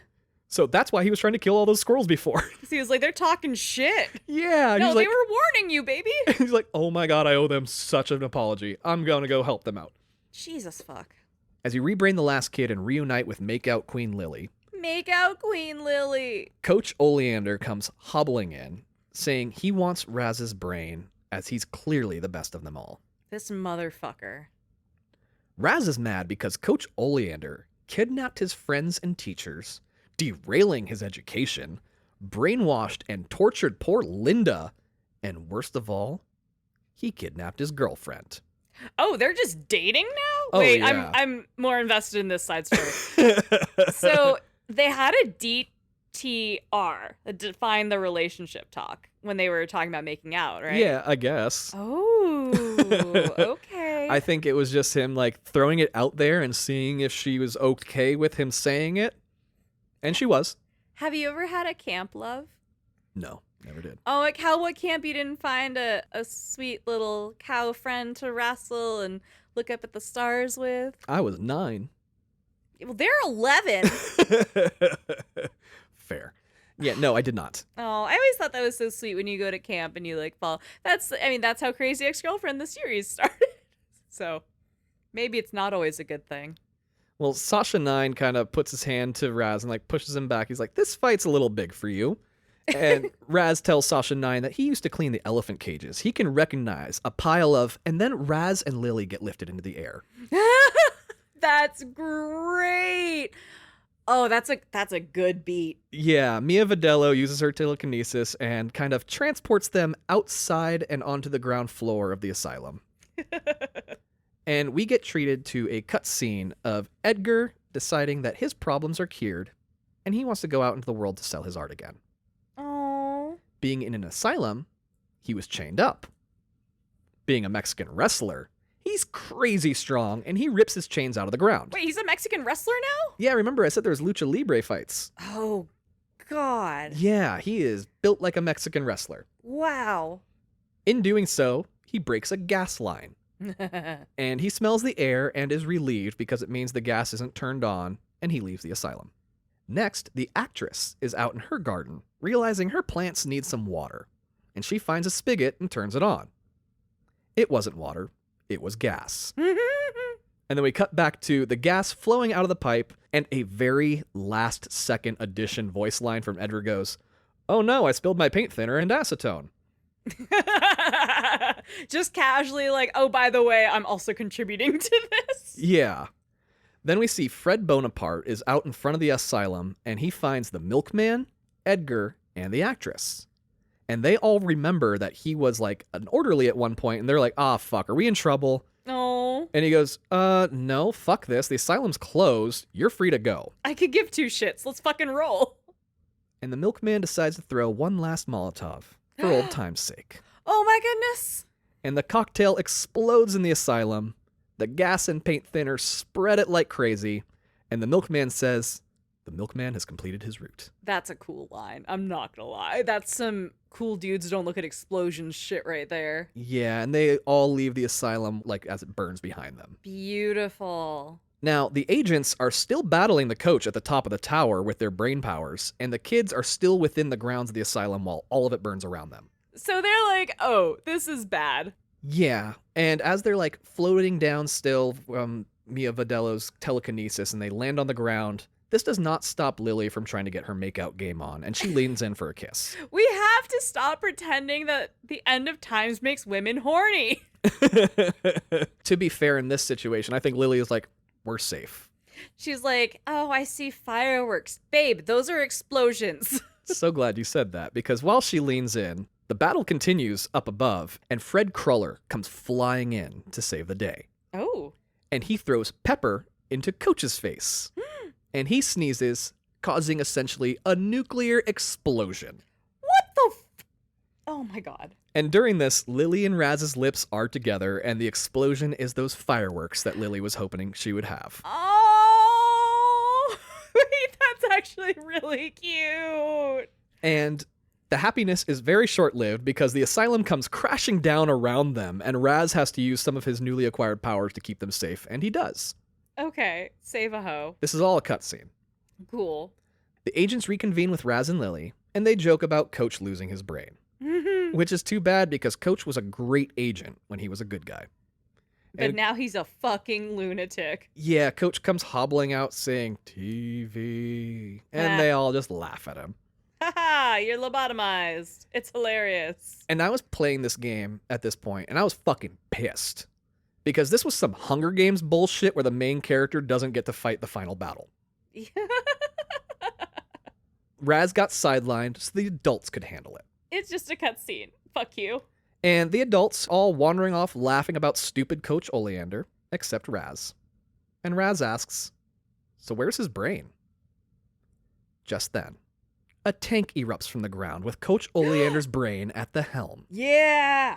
He separates Raz from the others and fights him, giving me that final boss battle I was so craving. Good. And it's a hard fucking battle. It should be. It's the last fucking thing. It took fucking ages to beat, and I almost quit entirely several times.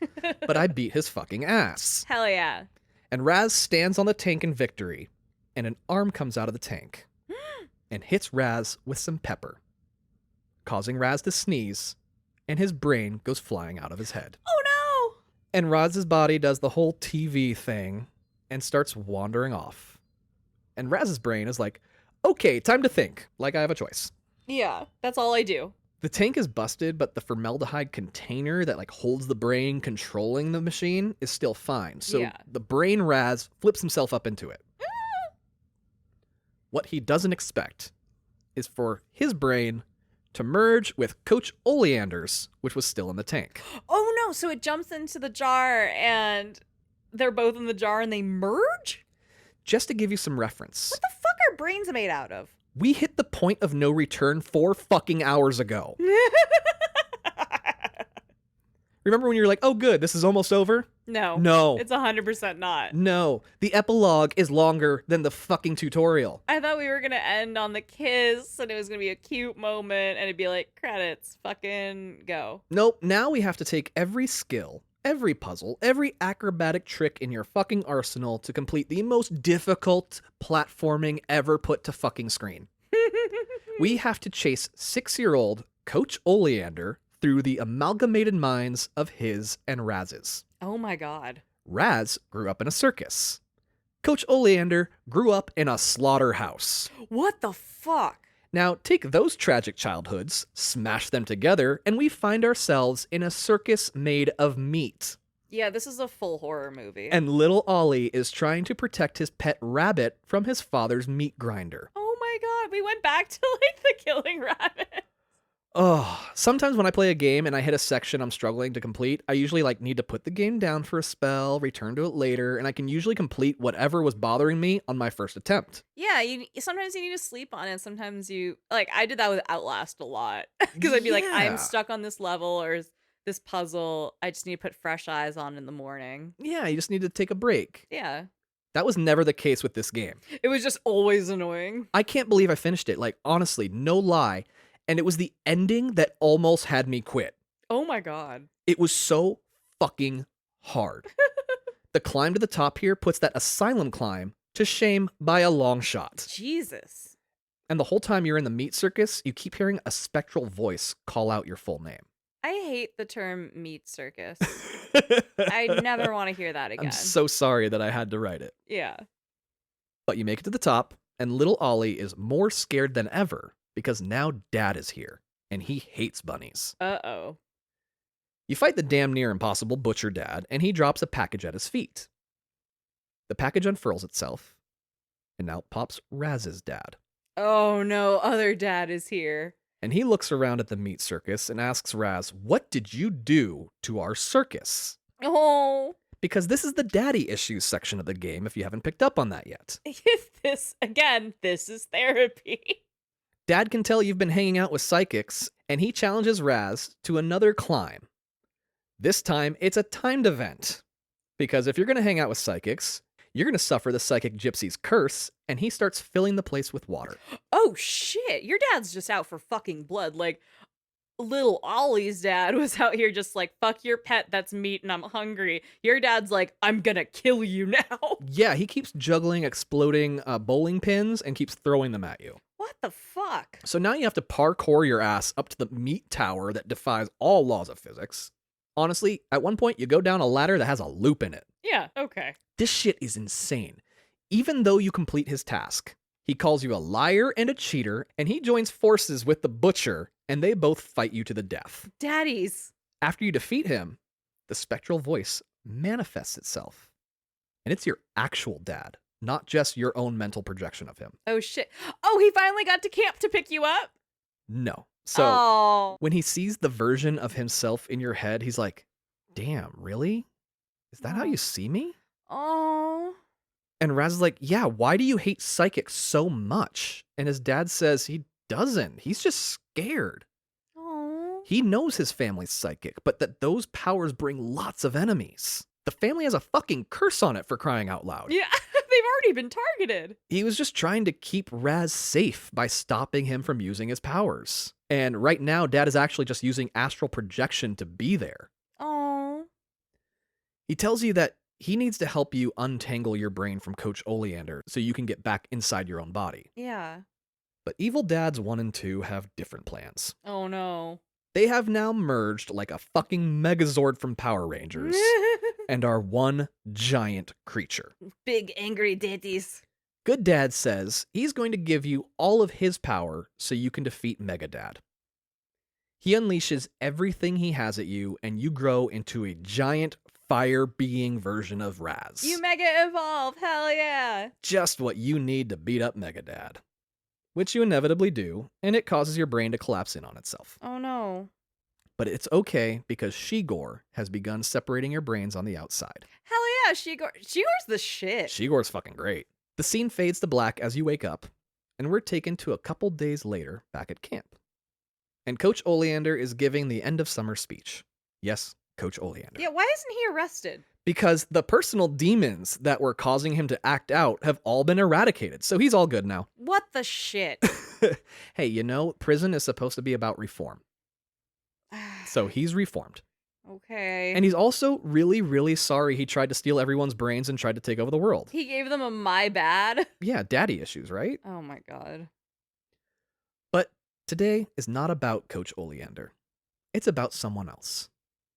Today, they are officially making Raz a Psychonaut. Oh, he passed his tests and certifications and got his fucking merit badges. He got them all, and Ford Cruller offers you an official Psychonaut's uniform, and you happily agree. Oh, good. And we flash to a little while later, and Raz is in his new uniform, and he's walking with Lily through the parking lot just on the edge of camp. Oh. She tells him it was the best summer ever, and then just says bye and turns and walks away. Hell yeah. Raz grabs her and gives her a big kiss right on the lips. No makeout, but it's nice. Yeah, no tongue. You're 11. Just as they break apart, Sasha 9, Mia Vidello, and Ford Cruller fly in, saying there's been another kidnapping. It cuts to Coach standing 5 feet away going, I was here the whole time. You all saw me. I didn't do this one. And they say that Truman Zanotto, the grand head of the Psychonauts, was the one that got kidnapped. Oh, shit. And this makes Lily go, Dad.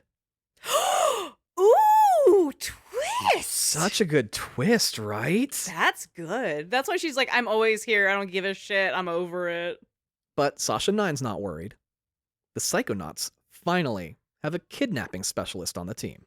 Oh. And they board their amazing official Psychonauts jet that looks like the Blackbird or the X-Jet from X-Men. Oh, sick. And the jet flies at the camera and cuts to black. The end. Oh my god, that was fucking insane. And also the longest point of no return in history. Yeah.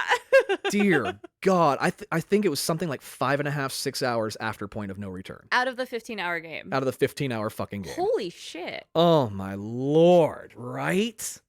But this game did shit that I've never seen games do before, or just that they've done where, like I said, they went for that whole jack of all trades thing, where other games have taken 2 elements and perfected them. Mm-hmm. This game really took all of them and just innovated them. That's really cool. It was a frustrating game, yes, where I wanted to throw my controller across the room every time, but I also really liked it in the end. I think it has an amazing story. I think it has a great message. The fact that it's so focused on positive mental health is such a refreshing thing. Yeah. But also, god damn, this game was fucked up. This game is fucking insane. Yeah. I fully kind of don't understand it still. My favorite character is Linda. And Linda's great. Yeah. And Lily's wonderful too. Lily's really cool. I really don't like the trope of kind of tease people you're into, and I really don't like the trope of danger makes you horny. I guess so, yeah. But that is Psychonauts, everybody. Ooh, that was crazy. And my shrooms have kicked in. I'm kidding. If you do partake responsibly. Please do. But yeah, no, that was fucking wild. And you said does the sequel pick up kind of right where we left off, presumably? So the VR game, the Rhombus game. Oh, that's right. You said there was a bridge game. Yeah, that one deals with the kidnapping here. Cool. And then Psychonauts 2 does go off in its own adventure. Very cool. Yeah. Oh my goodness. I am very fascinated to play the VR game, especially because it is on PSVR, which we have. So I think I'm probably going to pick that up and try that out. Yeah, jump into a brain, give it a lick, and save a bunch of Psychonauts. Yeah, and now I'm going to play Psychonauts 2 because I want to see them advance on the controls and the mechanics and everything, because I bet now it's much better. Oh, definitely. Oh, that's so fucking cool. Well, this is such an incredible piece of work. Yeah. I think that's the best way to describe it. I was going to say, like, project media. Like, it feels so comprehensive and insane, and this feels like something you could only do in the medium of video games, too. Like, I don't think this would ever work as a book or a comic or a TV show or a movie. This has to be something interactive because of the shift changes and the tonal changes and everything. Like, you have to buy in as a video game. Entirely. No, that's a perfect thing to say about it. There's the right medium for the right project, and video game is the only one this would have worked in. Yeah. Oh, holy shit. That was wild. Well, thank you, Goombas, for coming on that psycho ride. Yeah, thanks, Goombas. And do you have some Goombas specifically you'd like to give a special Goomba shout out to? Yeah, a lot of you have been writing in, and we appreciate it so much. Emails, you write in, Instagram, so, I mean, we really, really appreciate it. And at this point, there are a few of you that we consider basically friends of the show, so we just want to give a few of you a shout out. And I'm really sorry if I mispronounce any of your names, and I'm only doing first names, but if you've written to us and I'm reading your first name, then it's you, okay? I just don't want to dox you just for liking our show. Anyway, the Goombas I am shouting out today, we've got Griffin, Arabella, Braden, Krisha, Elliot, Jackson, Richard, Dallas, Brent, Joseph, Maddox the Rule Breaker, LJ, GD, Debbie, Nathan, Eitzel, and Jackie. So yes, thank you to you all for writing in, for talking to us, for interacting with us. We absolutely believe we have some amazing fans, because we do have some amazing fans. And some weirdos. And some weirdos. But I like the weirdos a lot. Thank you guys. It is truly just so heartwarming. You know, we're not getting paid for this. We mentioned we won some free salads out of it. That's the most we've gotten out of it monetarily, but we do this because we love doing it, and we really, really love hearing from you guys. So thank you so much, truly. Yep. All right, Goombas, until next time. Until next time, please do feel free to shoot us emails. Our email is TheOtherCastlePodcast@gmail.com.